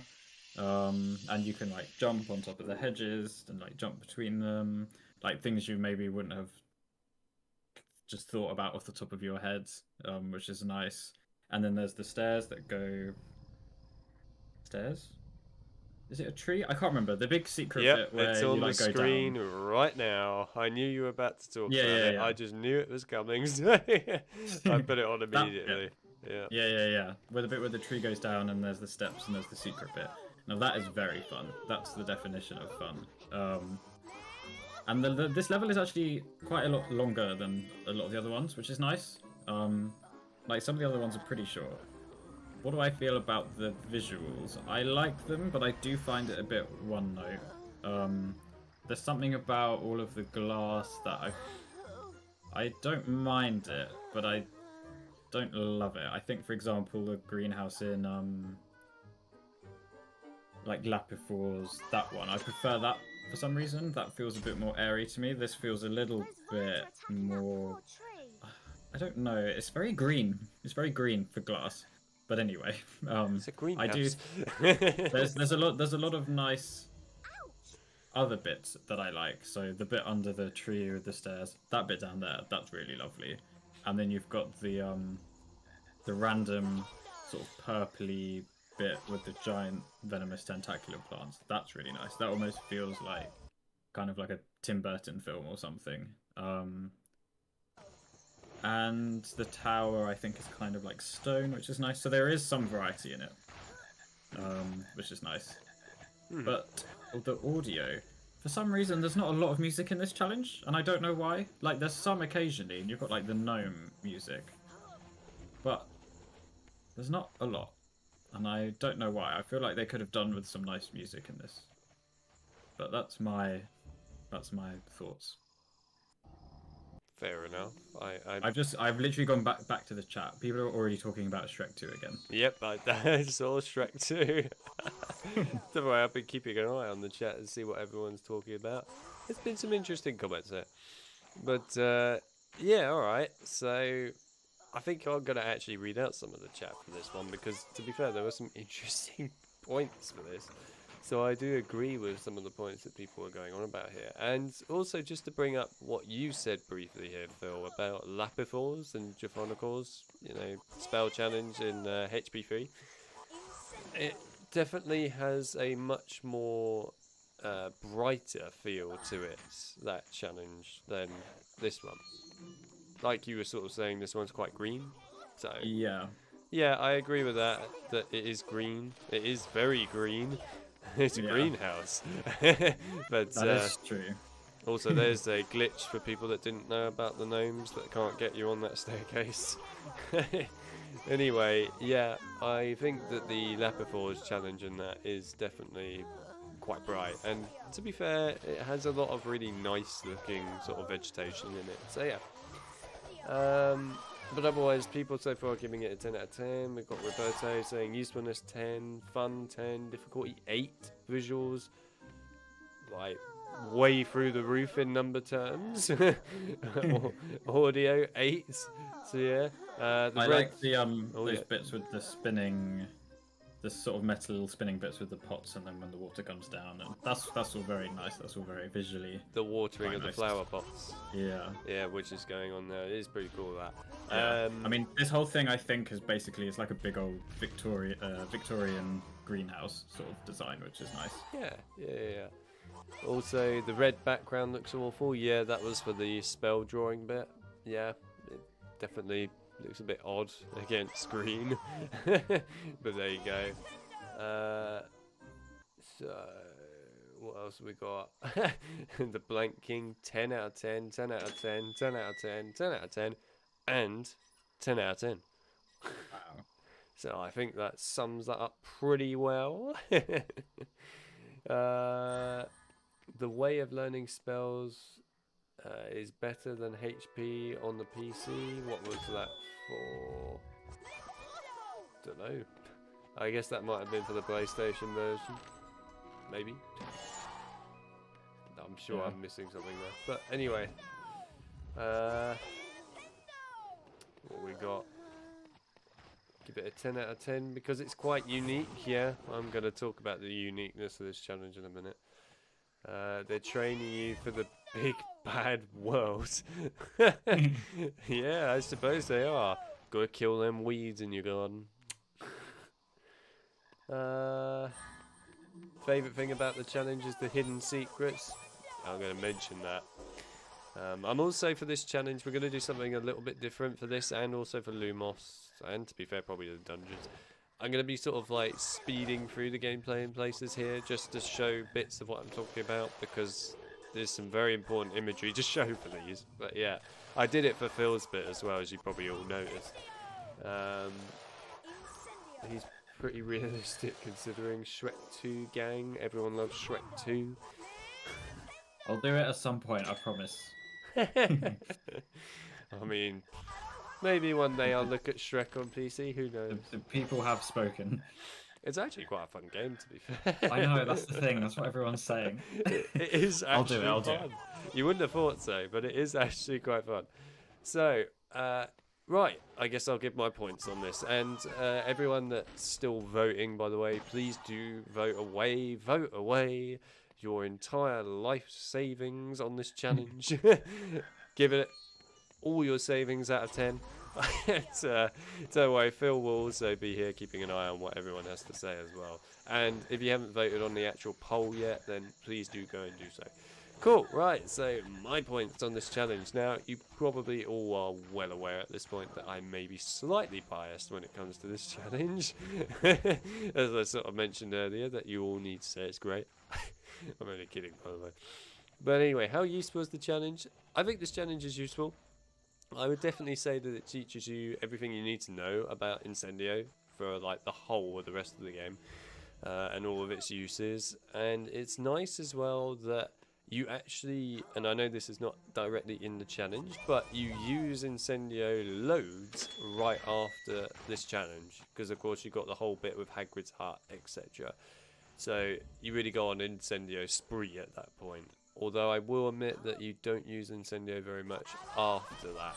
So that is a slight downside. But it's not part of the challenge, so we don't have to count it, do we?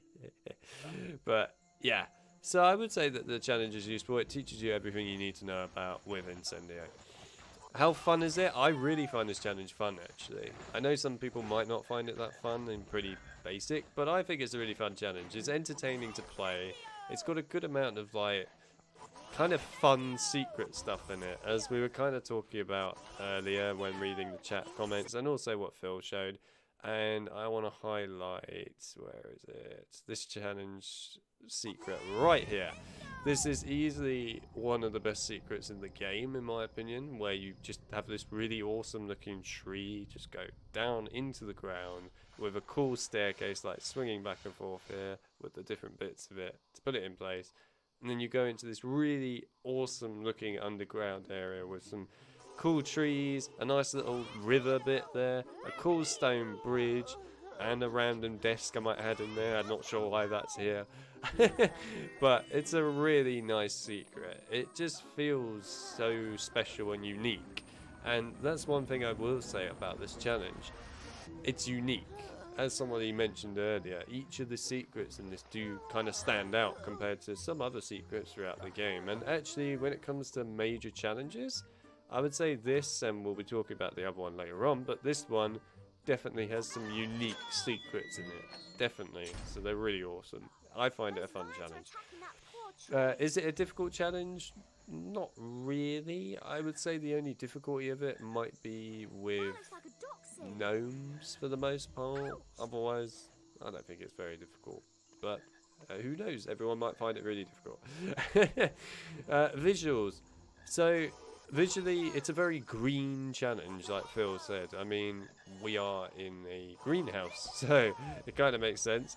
But I think my only criticism with this challenge is when you think about where you are location-wise in the game, you're in sort of a class that's normally outside, and you don't really ever see the outside here. Like, you see the outside, like for example in this bit here where the tree is going out of the top of the roof, so you see the outside a little bit but really not a lot, which is a shame. I mean, if you compare it to something like Defendo, or Defendo, whatever it's pronounced out of this, I can't remember, but anyway, one of the two, comparing it to that in Chamber of Secrets, where you have a mixture of indoor and outdoor with that challenge, it's a little bit of a shame we don't see much outdoor here, but it's still cool either way. The actual visual look of this challenge, I think, looks quite nice.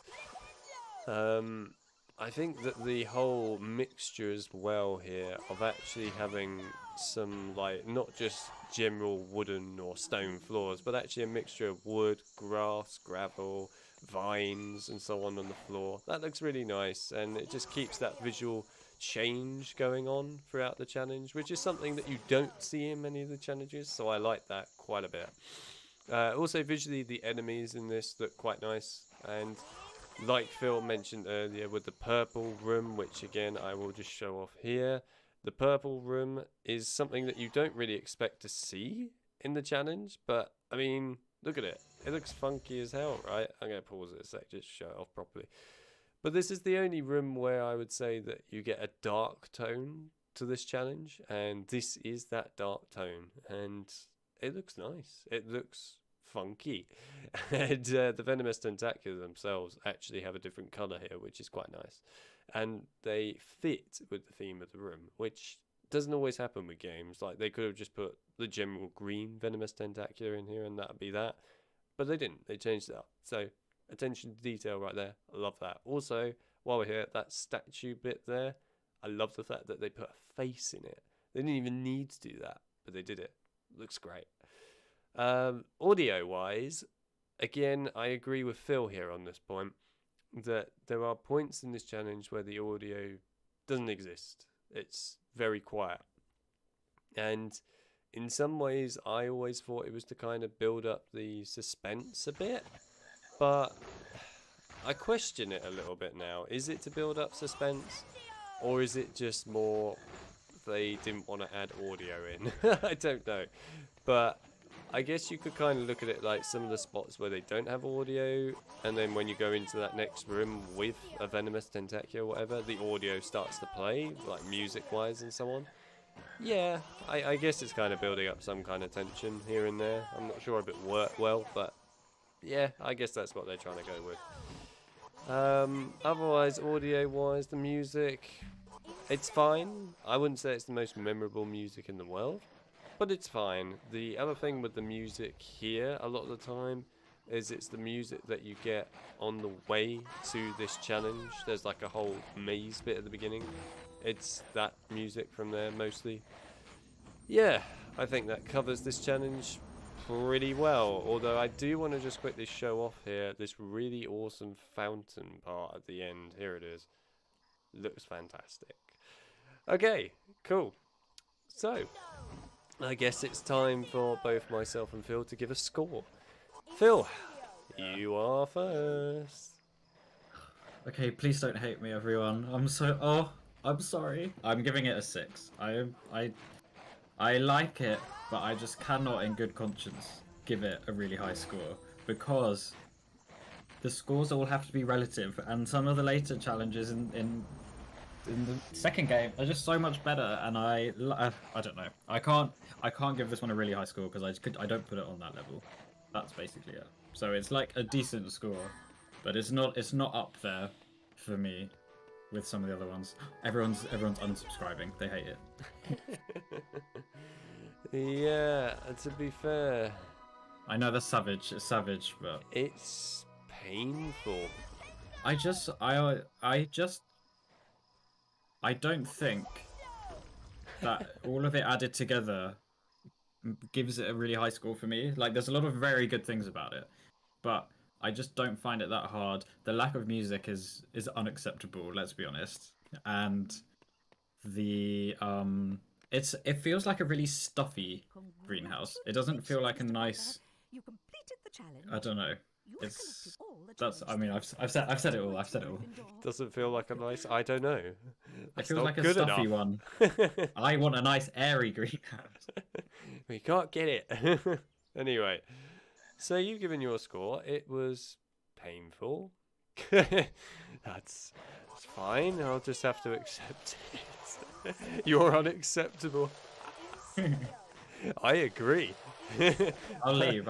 I agree. I think we're going to change that score a little bit from my perspective. Yeah. I'm giving it a 9 out of 10. I love this challenge. I will always love this challenge, and I don't care what Phil says. This challenge is great. In my opinion, it deserves a 9 out of 10. Now, I think the parts that make it not quite get the 10 out of 10 are really just the audio for the most part. Like Phil said, there are parts where there's just no audio, like this bit here. There's like hardly any audio, right? It's just sort of quiet. So I think that really just kind of takes that little score away from me, but that's all. Anyway, we can actually allow that comment from you, Blank King. Phil is smelly, I agree. Phil, you're smelly. I'm not wrong. So, yeah. Anyway, so I'm giving it a 9 out of 10. Phil is just Phil. So, it's fine. We'll deal with it. Yes, I know that obviously what we're here is ambience, which is fine, you know. And I like that as well, I might add. I do like that. But it would be nice to have some music in more of the challenge. I think it's more the fact that a lot of aspects of this challenge, there isn't really any music in a lot of areas. And that's what Phil's mainly getting at here. And that's kind of what I get at with it as well. But I do agree that the ambience here is the big bit. So, yeah, I've got nothing against it, really, particularly. But anyhow, let's just have a look and see what people said in the chat quickly before we Everyone then loves move it. on to Lumos. And everyone has currently said that Phil is smelly, that you are unsubscribing from him. It's unacceptable. Keep it going, chat. Everyone's entitled to their views. Somebody's being nice. There you go, Phil. Someone's being nice to you. Thank God. Phil has a point too. Does he? Everyone is entitled to their own opinion. That's It's alright, I agree with that point of view. Everyone does have a right to their opinion. It's just I like to tease Phil at this point because it's fun. But everyone else is just joining it now. So 8 out of 10. Those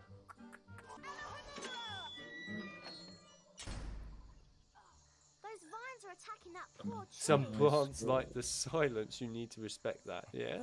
no, Fair all plants like Mozart. We all know that. Or Beethoven. I can't remember which one they supposedly like. Ouch!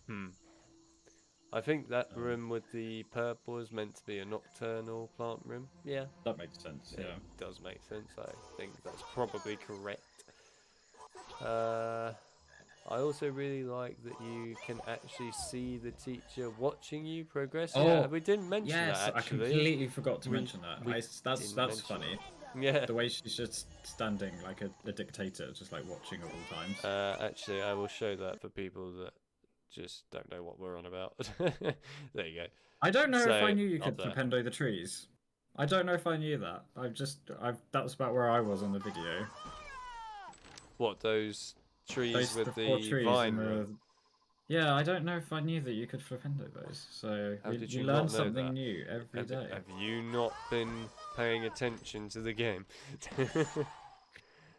They don't have a Flipendo symbol on. How could I possibly be expected to? Oh, to know I'm Flipendo? so sorry. Maybe we should give you a goblet of fire way of doing it. Just smash every button, and then you'll get what you want.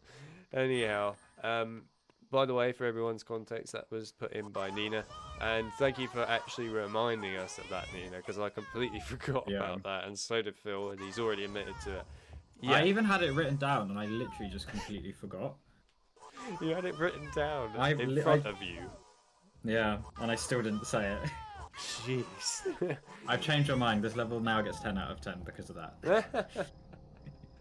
Yeah, no, thank you for bringing up that point, though. You know, I appreciate that, because I did forget about it, and that is a fair point to bring up. Also, that tool secret gives you the Newt's Commander card. Yeah, with this bit, which is showing right now, actually. Which is really cool.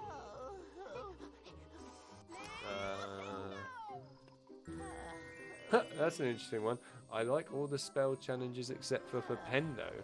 It's the spell learning that I despise. Fair enough. Oh, actually, that is one thing I didn't mention here. The drawing of Incendio at the beginning here is, in my opinion, probably the hardest one to draw. Pretty tough, yeah. It is difficult. And, by the way, that doesn't make me hate this level. It's difficult, but it's fine. I'll deal with it. Little Red Shrek 2. Alright. My favourite part is the interesting platforming. Yep, that's cool. Yep. It's fun just to climb all over the place, basically. Yep. No, I definitely agree with that.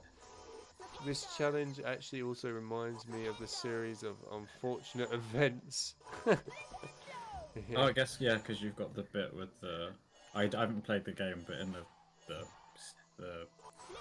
the reptile room, it's all basically like a big kind of dark sort of greenhouse, which makes sense.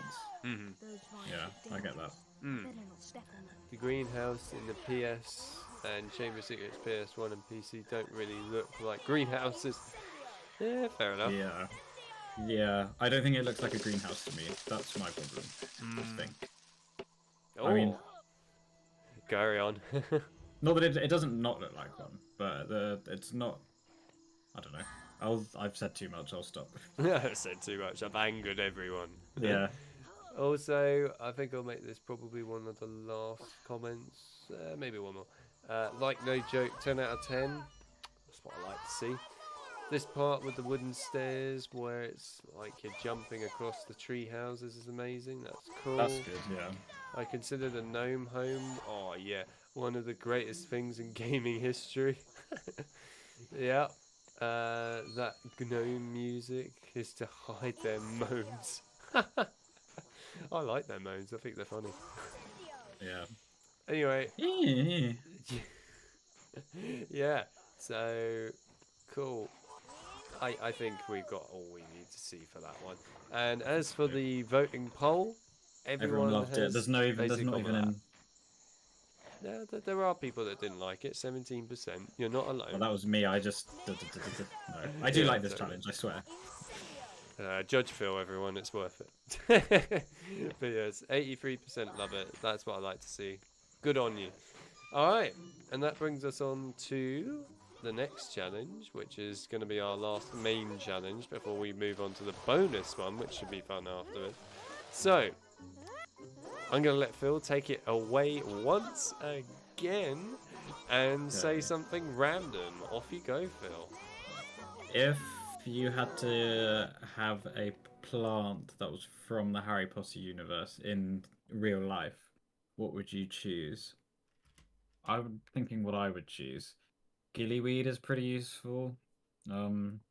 Just swim forever. It just lets you breathe underwater, right? Yeah, just swim forever underwater. What else is good? I can't think of a single other plant. Just thinking of the mushrooms from the second game, but they're only useful if you also have a gnome with you. So, you know, that requires too much magic. Okay, Mr. Longbottom, calm down, says Victor. People want Flobberworm. Devil's Snare is cool. Yeah, it could kill people. Yeah. What do you want? Trying to think, what other plants are there? Why did I say this? I always come up with things and I can't answer them myself. Well, I came up with an answer. I put you on the spot. That's Have a look. What other fine. plants are there? Harry Potter. He's plants. actually looking up Harry Potter plants. Love it. I've not heard of half of these. Farhan, by the way, I love this feature, guys. Alex and Phil, good going. Thank you. I'm glad you enjoy what we're trying to create here. Right, so I put up the next voting poll for Lumos. And this is going to be an interesting one because... So Peter said the Whomping Willow. I don't think... I guess you could have the whole Whomping Willow if you want. Peter, I would love to have a Whomping Willow in my house. It would be fantastic. You just get to the door. Think about it. Anytime someone tries to burgle your house, the Whomping Willow just whacks them out of the house again. They'd pretty much be dead, probably from a major hit from it. Anyway, right, so we're on to the Lumos challenge now. So while everyone else keeps voting on their plants that they would like in their house, I think we'll move on to Lumos, which is not a plant, just to clarify that. It is a spell that makes everything brighter. So, just before we begin, I'm getting some water. I can only talk for so long. If you can look in my mirror, my hand is not up to date on the video, so I'm just going to do this. There's a... Oh god, what's that called? It's that plant you buy at Christmas. Plant you buy at Christmas? I've literally forgotten what it's called. What now? It has like the red leaves at the top. A poinsettia, that's it. Oh, right. There you go. Still somehow a bit alive. Although the moment I brought it home, all of the green leaves just fell off instantly. It was so sad. I think they're a little bit temperamental. A mandrake. Mandrake. Mistletoe is a good guess for a Christmas plant, to be fair. Yeah. But we're not in the love affair. Right. Anyway, off the plants. It's the Lumos time. So, this time round, I'll be doing Lumos first. Get in there. And then Phil does its second time. I hope you're being nice to this one, Phil. I will not reveal any secrets until the end. Because if you're not nice to this, there's going to be some consequences, I think. Alright, here we go. Lumos time. By the way, guys, go and vote for how you feel about Lumos. And again, use the voting poll as well. So give us your score and vote on the poll. I'm sure the votes are going to be pretty reasonable for this one. But anyway, Phil will keep up to date with what you're all saying in the chat and your votes. So, let's go through this. How useful is this challenge? I would argue it definitely teaches you Lumos fairly well. And to be perfectly honest with you, I mean, it focuses quite a lot on every aspect of Lumos in multiple areas of the level. So actually, yeah, I'd say it's a useful challenge in teaching you the spell, definitely. And also I'd like to add that this spell is useful outside of this level quite frequently later on in the game, which is great to see. I'm glad they used it later on in the game a lot, especially in like the filch sneak sections. How fun is the challenge? This is an interesting one for me because I don't know how I can really go about talking about this one for fun, because how do I put it? I enjoy it, but I wouldn't say I'm like having tons and tons of fun, but I definitely enjoy it. I think mainly just because it's quite a chilled out challenge. It's just I guess a nice thing to play, really. So yeah, I'd say it's nice to play. I wouldn't call it extremely fun though. Difficult. I will admit that this challenge definitely has some difficult jumping bits to it. It's definitely got its challenging jump chasms and stuff. And sometimes when the Lumos pads move like back and forth, you can sometimes miss it if you like jump a little too late and you land on some of the particles rather than the actual platform. So yeah, that can be challenging. Otherwise, I wouldn't call it a very difficult challenge. Visuals. Now, this one is an interesting one for me, and one that I actually adore. That is the window panels in this level, and you know what? As fun as it is watching us draw, I want to show some of these window skip ahead panels. a bit. I want to show some of the window panels. Where are they? Here they are. So these glorious, absolutely glorious window panels. No one can argue that. And if you say they look bad, then I don't believe you. They're great. They really add to the atmosphere and sort of setting of this challenge as well. Because remember, this challenge is meant to be kind of a dark challenge, as it's Lumos, you know, lighting up the challenge is like the whole idea. And to have these kind of dark but colourful panels of windows around the challenge, beautiful stuff. Other than that, I would say it's quite dark a lot of the time, the challenge, definitely. But it's not completely dark and pitch black to the point where you like can't see anything. So there's at least a good amount of like a mixture of some nice light, and then there's a good mixture of like some darker areas as well. So like this bit here, for example, is quite bright, right? And then you go later on into this bit where it's a lot darker, right? Because this is where you start seeing Lumos platforms moving back and forth and so on. So yeah, I think that the visuals of this challenge are fantastic and actually really appealing. Really, really appealing. Audio. Now, this is where this challenge probably becomes the best challenge in the game for audio, in my opinion. The fact that this challenge is all about lighting up things, and it kind of has that sort of night setting, means that you don't really have any audio. In fact, right now you can pretty much hear it. Like, there's basically no audio. It's just Harry casting at things and moving around. And it has that nighttime feeling, which I really like. And then when it needs the audio, it gets the audio. So, like here with Lumos, right? Where Harry casts Lumos at this gargoyle. Listen to this. Beautiful. Absolutely beautiful. It's the basically sound that is necessary in this challenge is what really adds to it, and I love that.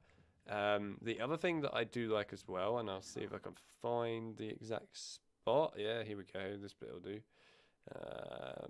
So when you complete like a specific section of this challenge and you go into what I like to call the sort of checkpoint rooms, kind of, then yeah, these rooms you actually get some music playing. There you go. And it's really nice, cheerful music that you get. But then as soon as you enter the next area, that's it. The music's gone, right?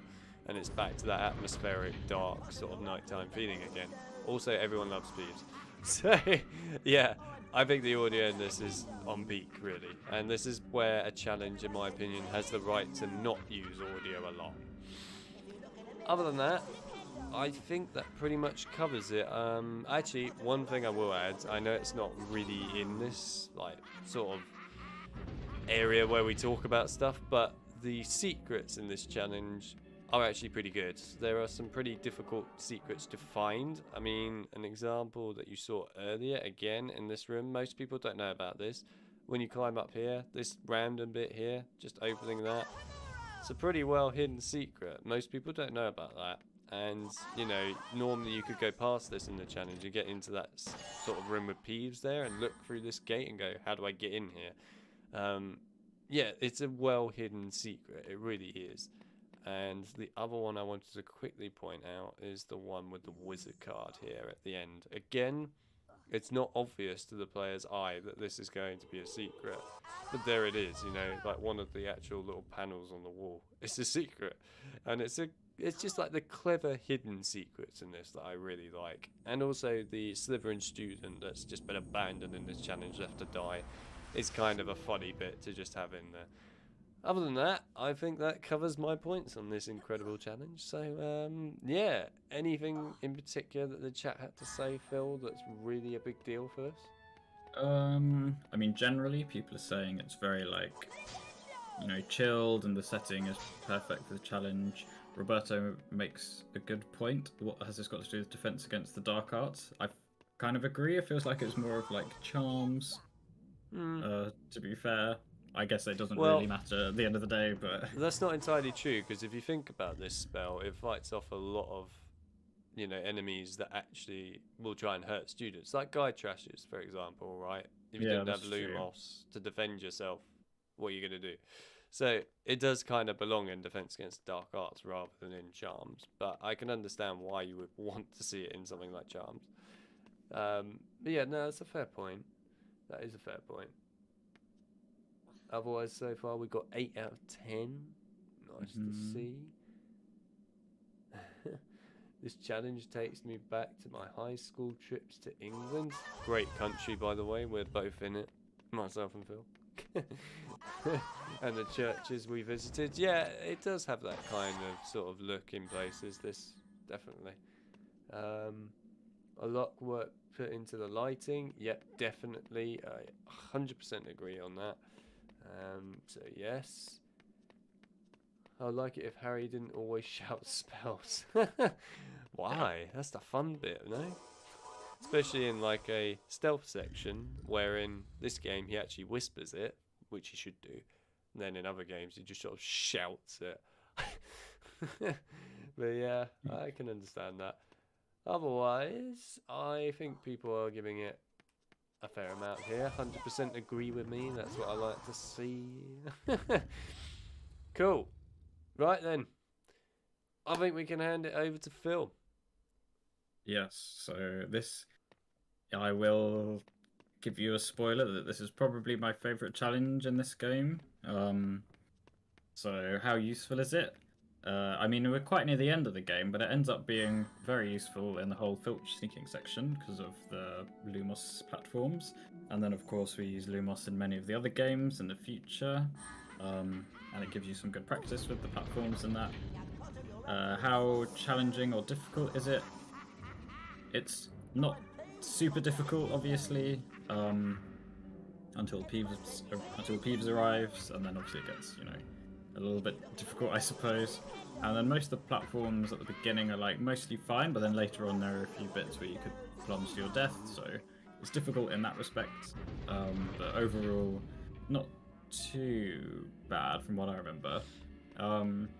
Is it fun and interesting? Is it? Yeah, I have the same thing. I wouldn't say it's not exciting. It's more of like a nice break from all the constant stress that Harry has to go through. And the same with all of the secrets that you were talking about. There's a lot of like very well hidden secrets, which I think is nice, and keeps it interesting. And in terms of the presentation, I think it's absolutely gorgeous. It's probably my favorite looking part from this game, I think, completely.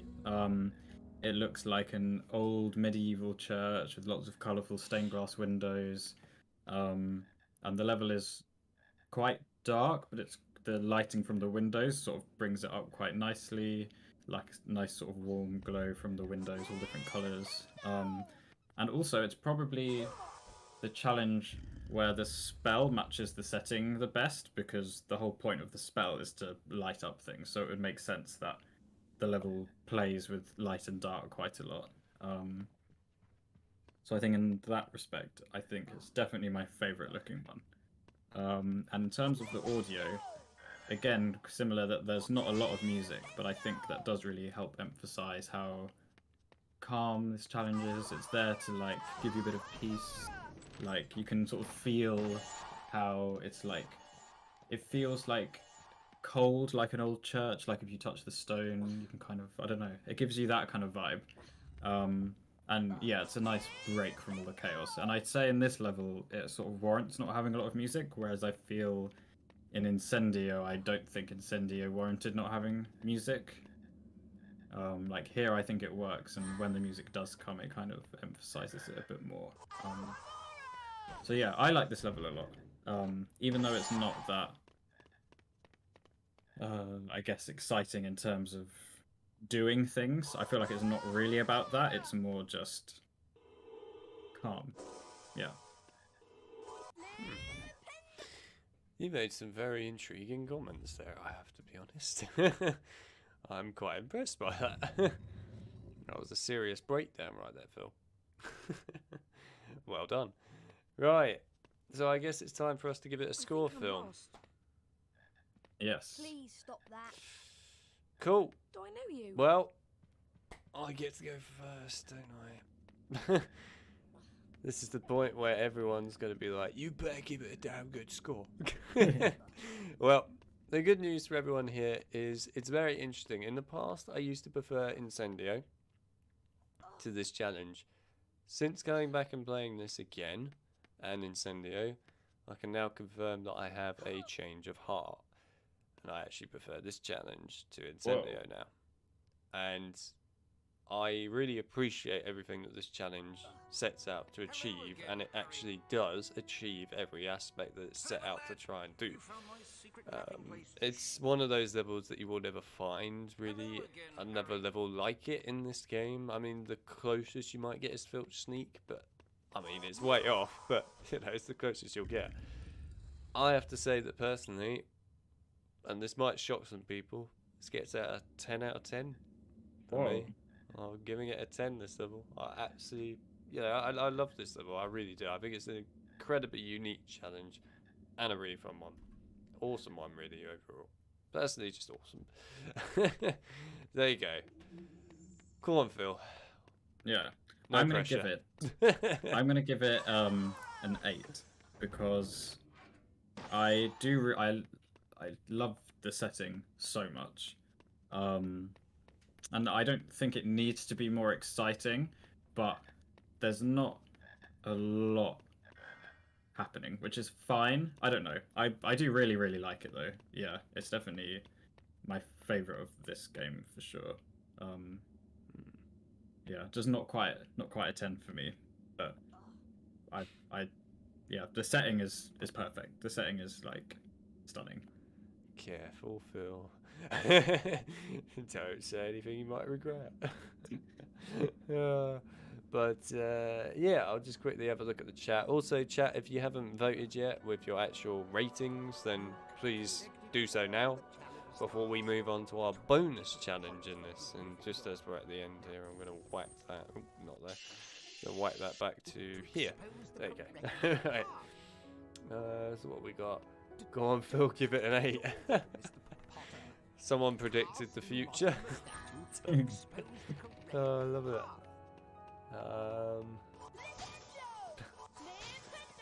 Yeah. I mean, I can't go out handing out 10s. That's all willy nilly. I wouldn't say that handing out a 10 to this one is willy nilly. I think that's pretty. I mean, they're both very high scores, so. I think it's fair, personally, but yeah. Personally, good as this level is, it also felt gloomy, lonely. Indeed, yes, and that is kind of what it sets out to achieve, which I personally like. I think that's a nice feeling. Why socialise when you can social distance inside a challenge? Anyway, the random student, meanwhile, always confused and kind of creeped me out as a kid, though. Don't know why. Yeah. Probably because he's left abandoned, effectively, to die in this challenge, and I guess he does die. Maybe on the official wiki page for the game, they might give an answer to that one. I mean, that Ravenclaw girl from the previous challenge got bitten and legged it. We can assume she was likely poisoned and died or something. We don't know. But yeah, they really had it out for students in this game, didn't they? Also, the busted door. Yeah, I know door. Exactly the door you're talking about. The one that's facing backwards with the padlock on the wrong side. Yes. I give it an 8 out of 10. It's good and the atmospheric, but not my favourite. Yeah, fair enough. 11 out of 10. That's what I like to see. Someone's giving it more than it's required to have. Love Nearly Headless Nick. Yeah, that's a fair point. Nearly Headless Nick in this is really, really cool. I love that. Actually, I think it's kind of nice that with Quirrell here, you've got Nearly Headless Nick reappearing again from one original Quirrell challenge to the other. I think that's great, actually. Keeps that kind of consistency there. It's good, definitely. Good idea, that. So, you know, for as gloomy and creepy this place gets, I agree with you, Alex. 10 out of 10. Sorry, Phil. It's all about the 10 out of 10s. You gotta wait till the next video. That's when all of the big numbers come flying out. That's right. It gets a little bit carnagey for everyone. Yes. Nina said, "I'm getting ready to go to bed, but this was fun. I've subscribed to the channel and will return to check out some vids." Thank you very much, Nina. I appreciate you subscribing to the channel, and thank you for coming out and watching this very mixed view of opinions. So yeah, I appreciate that, and I look forward to seeing you in the future. Thank you. A 9 out of 10 from Victor. Interesting. James said, "Hey Alex and Phil." Hi James, thanks for stopping by. Good night everyone.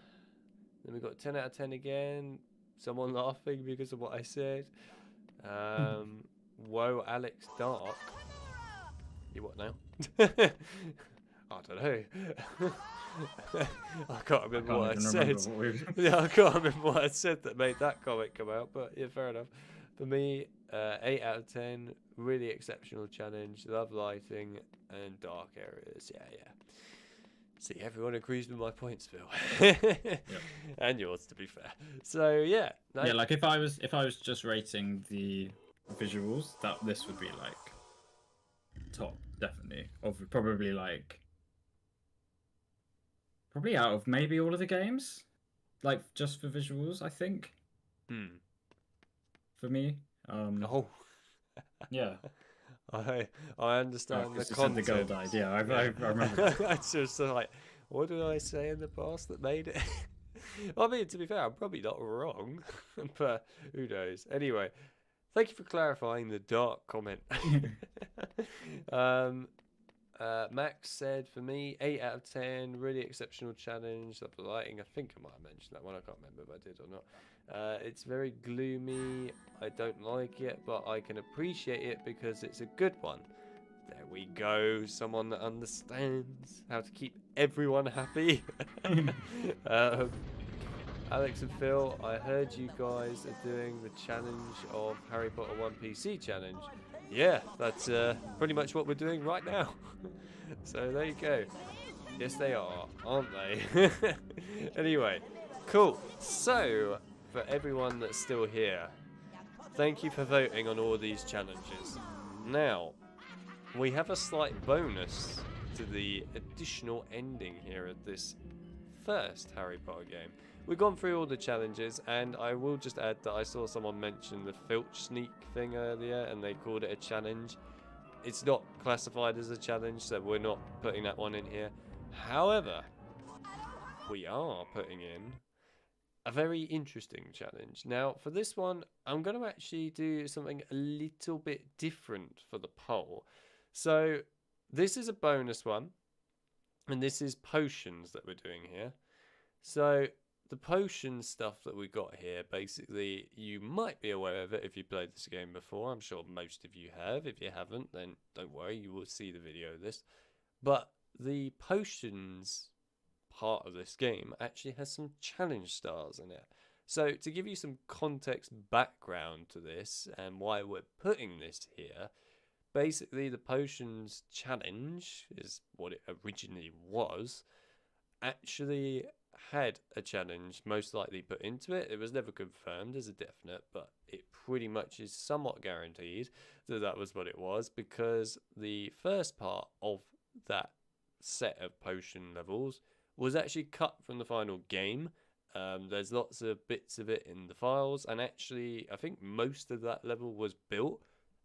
So you could kind of like, I think somebody actually did, I'll have to remember who it was, it might have been Galen, I can't remember, rebuilt that first part of the challenge again so that people could go and play it.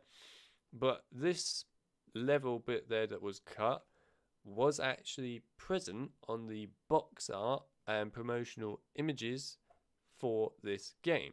So this level did exist at one point, but was basically scrapped. But like I said, there's still a lot of evidence to it in the files, and there's a lot of evidence to aspects of it being a challenge in there as well. So the reason we're putting this here today is because we're going to actually do something a little bit different, and we're not exactly going to rate this one, but rather we're going to discuss what we think this might have entailed as a challenge originally. And we're also going to just talk about a little bit briefly what we think of the actual levels that are in the game that you can play and so on for potions. Now, for the poll, I'm going to be asking you guys something a little bit different here. For the poll, I'm going to basically ask you guys whether you like the potions levels or not, so yes or no, a bit like the other things from earlier. But instead of you all giving the dungeons bit a rating out of 10, I'm instead going to ask you all to put down, first of all, what you believe the potions challenge originally was going to be, and then put down what you like about the current potions sort of levels that are in the game as it is. So that's what you guys have got to do in the chat. Off you go. And while I'm quickly setting up this poll, I'll let Phil one last time ask you guys something or tell you guys something. Phil, take it away. What would your favorite potion be from Harry Potter that you would want to use in real life? I'm going to quickly look up the potions in Harry Potter because I've forgotten a lot of them. List of potions. Oh my goodness, there's so many.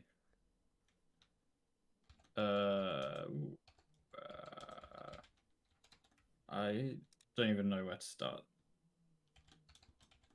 Well, the polyjuice potion, I suppose, would be kind of fun, but a bit deceptive, I guess.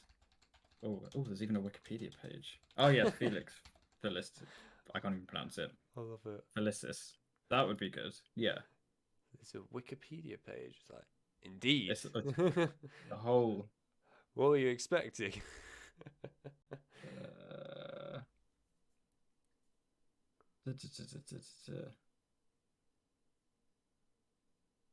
Draft of Peace. Got the pepper up potion, polyjuice potion, Skelly Grow. That would be useful. Cool. Whatever the loved one is. There's Uric. Right then. So, the poll is live. Everyone, you can now vote in the poll, and then obviously leave your comments, like I mentioned earlier, what you need to say for that. We will read every single one of those, don't you worry, because we're going to keep an eye on what everyone's got to say for this one, because this one is a special one. Otherwise, Phil, we're not going to be taking this in turns this time. We're just going to be talking in general, like a normal conversation. But if you have any notes, then feel free to list them off right now. You might. Well, I have notes about the current challenge as it exists. Just in terms of, it's kind of a bit difficult with platforms and jumping and disappearing platforms and things.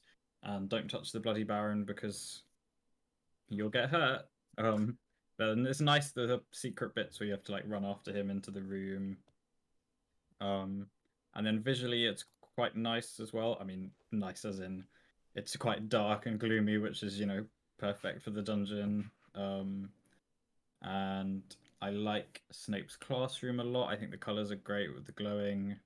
And I also like the way that when the Bloody Baron goes past the torches, the light dim and the flame kind of sort of drift a little bit, which is a nice touch. But yeah. Alright, so you made your fair points about the current challenges in the game. I'll just make brief comments on it, as most of what I would say anyway has been covered by you. But I will say that the colours inside, as we're already on the spot, inside Snape's actual main classroom, there are a nice mixture of colours here, which is great. And to be fair, it actually makes the room just have that really nice kind of, how do we put it, dynamic lighting kind of effect, really. Also, the cauldrons look really funky. The challenge itself, like both of the levels, are definitely quite, how do I put it? So they're like a mixture of a lot of climbing, jumping around, but then they're also a good mixture of actually doing like some sneaking around into specific areas, like where the Bloody Baron goes, etc. In fact, I want to quickly just grab a bit where the Bloody Baron shows up. Here we go. So what I mean by that is, you know, you've got the Bloody Baron flying around in these corridors, and what's really cool is he actually opens up secret areas in the level that you can go into and actually find some secrets, which is really neat. I like this feature, and it's the only time it's used in the game, which really makes me sad that it was only used once. Because honestly, it's really a cool idea, and it's unique, and it's not even used in the other games, which is such a shame. So I think that's a bit of a shame. Also, Farhan, just while we're here, thank you for being a part of the stream, and thank you for being so active in the stream. So I appreciate you being here. So just Phil, and yeah, we'll see you in the next one. Thank you for coming by. Yes, otherwise this challenge is quite a dark dungeon-y feel to it. Definitely has that sort of design and look, and it nails it perfectly. I feel kind of creeped out when I was a kid playing this one, and that's what you're really supposed to feel. So yeah, if Phil wasn't creeped out, then I don't know what's wrong with him. Anyway, I think that pretty much sums up everything I need to say about this challenge. So Phil, this is my question to you, and I guess I'll put my input in a second. What do you think that this originally was meant to be when it was sort of advertised to be a actual challenge level with the challenge stars and so on? What do you think this was originally meant to be? I don't really know. I mean, it's not going to be a spell challenge, surely, because it would, well, assuming it would still be Snape and potions, then collecting the ingredients does make more sense. Someone in the chat kind of made a point that it could have been like for Alohomora, which makes sense because it's quite dark, but then I feel like they wouldn't have developed the actual level as well. I don't really know, to be honest. I've actually got the back of the box up on my screen here. Is it the one with the three of them walking down the corridor with the Lumos gargoyle? Yes, with the gargoyle on it. Yep, that's the one. Yeah, I always wondered what that one was, actually. Yeah, that's the cut bit of this. So for context for everyone, the beginning level is the level that was cut from this. So there's like a section at the very start that you would normally have before Harry, well actually no, it'd probably be after Harry fell down, you know, that gap at the very beginning after the there's a whole bunch of you got some of the other promotional actually. you got the other promotional images. There's a whole bunch of green sort of ooze with bars going across. Yep, that's the one. Yep. And there's a snake at some point. There's a snake statue that was used. It was like a snake fountain, which was really cool, funky. Yeah. So. Does any of this exist in a version of the game, or not really? Yes. So in the final build of the game, the level still has some kind of existence. As in, you can load it into a level editor and see some of it. Yeah. The models for all of this stuff are all present in the game, the final game. So like that snake fountain and that's all there. So yeah, a lot of it is there. Like I said, it's probably a bit like the HP1, HP2 even, challenge level in the Gryffindor common room that got cut. So it's like nearly finished, but not quite finished. So yeah, It's cool that you found the promotional images though. That will help you get a bit more context to it. Yeah. But I wonder if they would have been. I guess it would be part of this section. I'm trying to think if it would be a whole separate one and this would exist as well. I'm not sure. what, this level that you're looking at that got cut? Yeah, I mean it's definitely in the dungeons for sure. Yes. It's meant to be a separate meant to be a separate section Yeah. to these two. So yeah. But what do I think this was potentially meant to be used for? I feel like originally this could have been an actual challenge to do with potions properly. So you might have to have like a certain, and this is where I feel like they actually might have brought in the timer aspect, because you know they have the timer kind of in the Quidditch stuff and so on. I feel like back before they, you know, created a lot of the challenges and decided not to have timers on stuff, I feel like maybe originally when they had the timer in mind, probably for challenge levels, they were going to eventually have something in here where you had to get around this challenge so quickly to find all the potion ingredients and so on, or else each time you were slow you would lose more house points from Snape. Another reason why I believe this as well is because again in the games like files and so on, there are multiple voice lines and things for Snape saying, you know, you've lost 50 house points, you've lost 60 house points and so on, and a lot of those he never says. So I feel like there's definitely some context to it. Other than that, I mean, it could have potentially been a somewhat scrapped Lumos, I guess, but I have my doubts on that. Anyway, I mean, this one's definitely one of the harder ones to figure out why exactly it would have been like this, an actual challenge level. But what is very intriguing is that the devs still kept in the challenge stars in this level. And, you know, you get a quote at the end from Snape when you collect them saying, you know, you found challenge stars, but I have no use for them. Which is very interesting that they actually kept that in. It's almost like they were trying to tell players, you know, this was a challenge originally. So they were kind of giving that subtle hint there. Anyway, any other points you want to add, Phil, about what you might have thought this challenge was? I don't know if I have any thoughts about what it was, but it's weird because the pictures almost make it look more colourful than the normal dungeons. It is more colourful, yeah. So I think it definitely would have been something separate, but exactly what? I'm trying to think. Do they have to sneak or anything in the first, like, story? It's not like they have to find potions ingredients like they do in the second one. That kind of in the book makes sense. They did, in order to find a particular a particular ingredient even. And they actually cover that in the Game Boy Advance game, believe it or not, where you have to sneak into Snape's storage room to collect a specific ingredient. So that's the only thing I can kind of think of, because there's some shelves with potions ingredients, and it would make sense why they're sort of in the dungeon. I wouldn't be surprised if they kind of cut it out because there already is a dungeon level.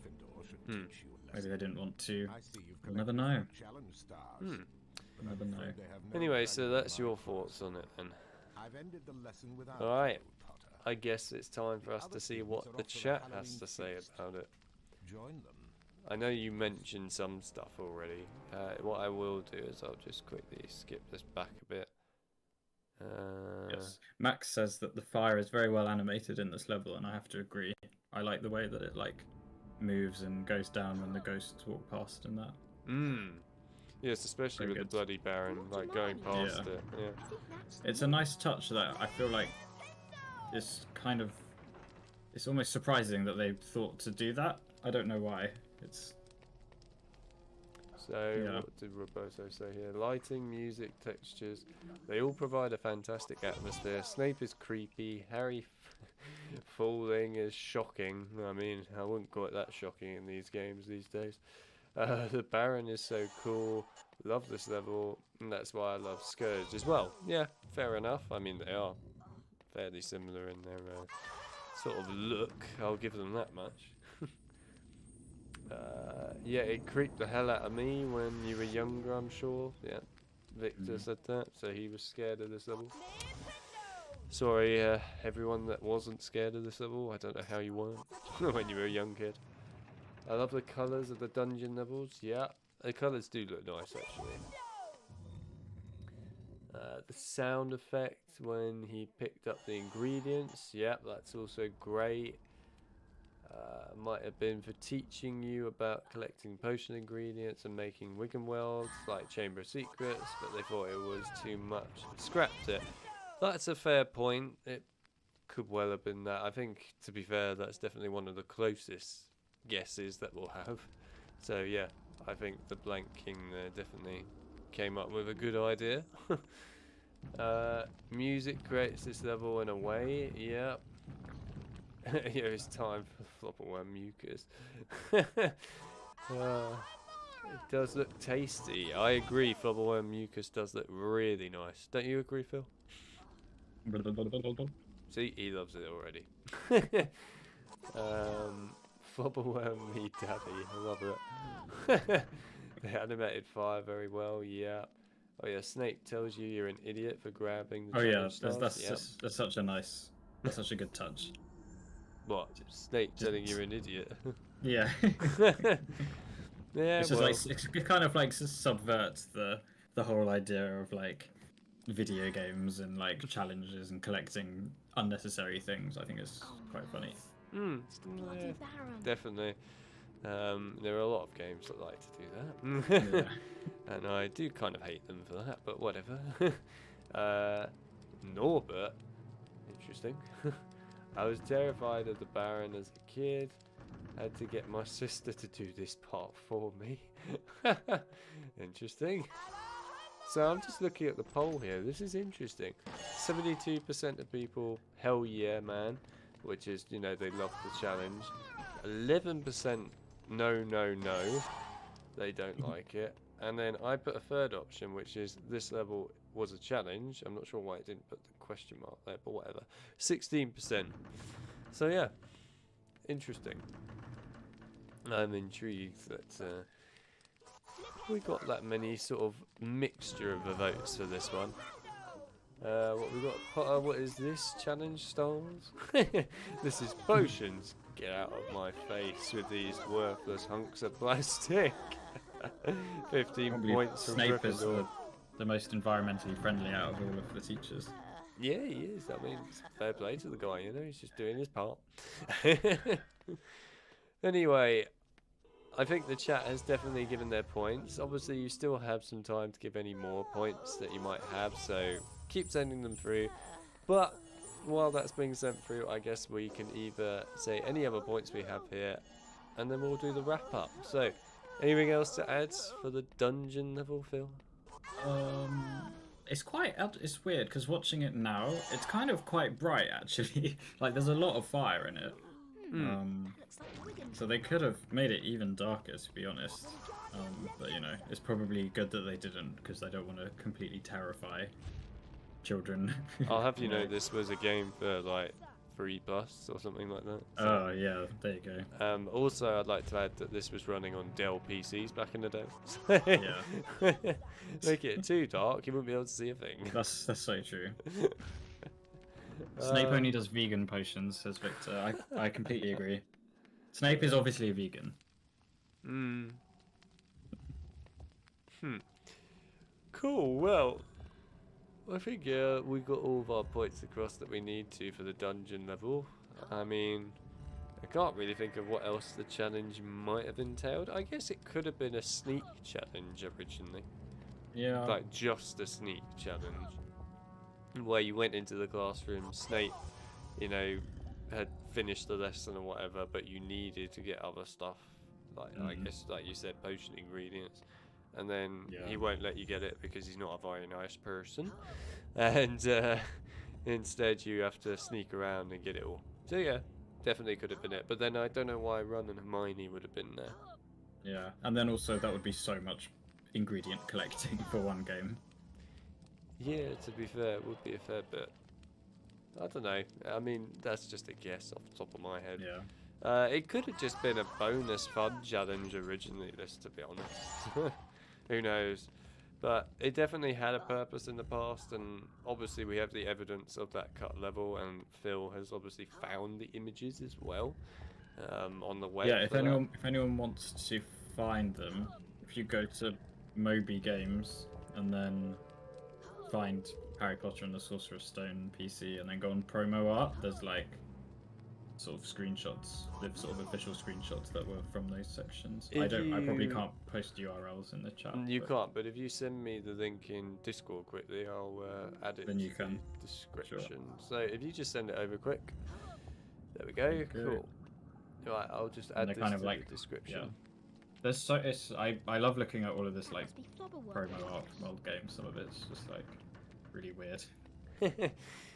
Yeah, okay, so everyone that wants to see those secret like images of the dungeon level, I'm going to put it in the description of the video right underneath the bonus dungeon possible challenge level thing.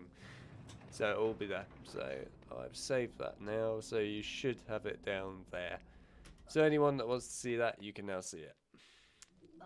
And to be fair, I will see if one day maybe I can find a build of that specific level. Like I said, I think Galen did it, who does a lot of modding stuff for the HP games, so I'll have a look and see if he's done it, and if he's done like a custom level of it, then maybe I'll play it at some point one day for you all, just so then you can actually see what the level kind of entails or was about before. So yeah, with that being said, that is everything for Harry Potter and the Philosopher's Stone for PC. We've rated all the challenges. We all had our outcomes of... Well, to be fair, we were pretty similar, actually, you and me, Phil, at the beginning. But then, later on, it got a little bit different. Especially with Incendio. But there you go. What was this? Are you going to play us something on guitar, Alex? No, I was not planning to, probably because it'll get copyright struck. So, not anytime soon, no. But, yes, there is a real guitar sitting there for everyone that wants to see the real guitar. Anyway, yeah, so that is everything for Harry Potter and the Philosopher's Stone. This was awesome doing this, and to be fair, I think both Phil will probably agree with what I'm about to say here, that this definitely worked well as a stream. Do you think it worked well as a stream? Definitely. Yeah. And it's nice to actually see everybody being so active in the chat as well throughout it and doing the voting and stuff. So we appreciate you actually getting involved with this. It's really encouraging to actually see everyone being involved with the whole of this, stream. So thank you all for cooperating with that. And we got some very interesting opinions and like different bits of information and so on from everyone, really. So thank you everyone for that. We really appreciate that. And of course, we have got 2 other games to cover. We have... What? Yeah, see, Phil's amazed already. He's surprised. I thought this was the only Harry Potter game that existed. Oh, dear. Oh, you must have taken those other Chamber of Secrets videos from somewhere else. Yes, so we have still got the Chamber of Secrets for PC and the Prisoner of Azkaban for PC challenge levels to do our ratings for as well. Of course, the next one will be Chamber. And Chamber, we all know, is like everyone's favourite game. So it's going to be a fun one, and it's definitely going to be one where everyone's going to have pretty high tensions, I reckon. Yeah, so if anything's not rated a 10, people are going to be so angry. A 1 out of 10, Rich as Emperor. What? What? So, yeah, Chamber of Secrets will be the next one. We will keep you up to date when that's going to be. So just keep an eye on my channel page, and I will update you all with that. And of course, keep an eye on Phil, what he tweets, and if you're in his Discord, then keep an eye on that as well. He will let you know. So don't worry, you'll be up to date about it all. Everyone will know about it. So yeah, there you go. Chamber will be next. And what I will also add at the end here, before I completely close this off and read the last few comments here and there, is tomorrow I shall be carrying on with the Philosopher's Stone for PS1, live streaming that, and we'll be finishing that off. And then depending how long that is, we might also do the PS1 Chamber of Secrets a bit as well tomorrow. So if you're interested in seeing those, then please do come out to tomorrow's stream to see all of that. Otherwise, let's take a look at some of the last bits in the chat, and then we will close this off. So, what has everyone got to say in the chat? That's the real question. Are you going to rank the action sequences in the future, like Wizard Chest, Fire Seeds, and the Troll? That's a good question. What do you think, Phil? I don't know. I never say no. He never says no, but he never says yes. Yeah, we'll have to see. You have to see how much time we have. But... Well, we'll see about it. Yeah. But neat idea either way. So yeah, we'll think about it. We'll definitely think about it. Hey, we've got a Goblet of Fire to do for. Got to rate all the spells and Goblet of Fire. That should be easy. What do you think of you know, Bubbly Fours? It shoots balloons. You push a button. Done. But yeah, we'll think about that one. Thanks for suggesting it, Blanking. I prefer Snape's PS1 challenge. He doesn't deduct house points just for completing it. Yeah, fair enough. In all seriousness, it would probably be go collect the potion ingredients. Yeah, probably. Flubberworm got ×2. Yeah, definitely. It was an awesome stream, guys. Enjoyed it so much. Nice activity from everybody in the chat as well. You are correct about that, Roberto, and I'm glad that you enjoyed the stream. That's what we're here for. We're here to make sure everyone enjoys the stream. Hey. And if you don't enjoy it, then we're doing something wrong. So I'm glad that you enjoyed it. Right, what else we got here? Yeah, it's been fun. The second is the best game, definitely. Thanks, guys. Very fun stream. Also, subscribe to Alex. Thank you very much for subscribing, Victor. I appreciate that. Also, guys, do go and subscribe to Phil's channel as well. Phil is an awesome guy. He does a lot of really cool reviews and things for the Harry Potter games and also other games too. He does a lot of streaming as well on, I believe, YouTube and Twitch, right, Phil? Yes. Yes. Both. Best of both worlds. Yes. So please do go and subscribe to Phil as well. His channel is down in the description of this live stream. Also, his Twitter is down there too. So if you want to follow him on there, then go ahead.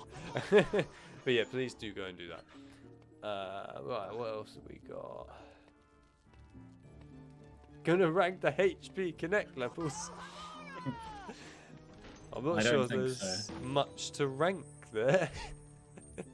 I mean, is it playable? No.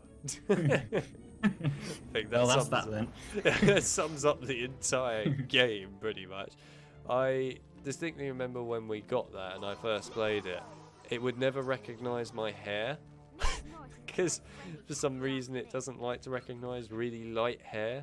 You know, blonde hair, of course, in daylight is so light that basically it doesn't know what it's looking at. So it kind of cut my face in half. That was quite a terrifying experience when I was younger. But funny either way. Cool, so what else have we got here?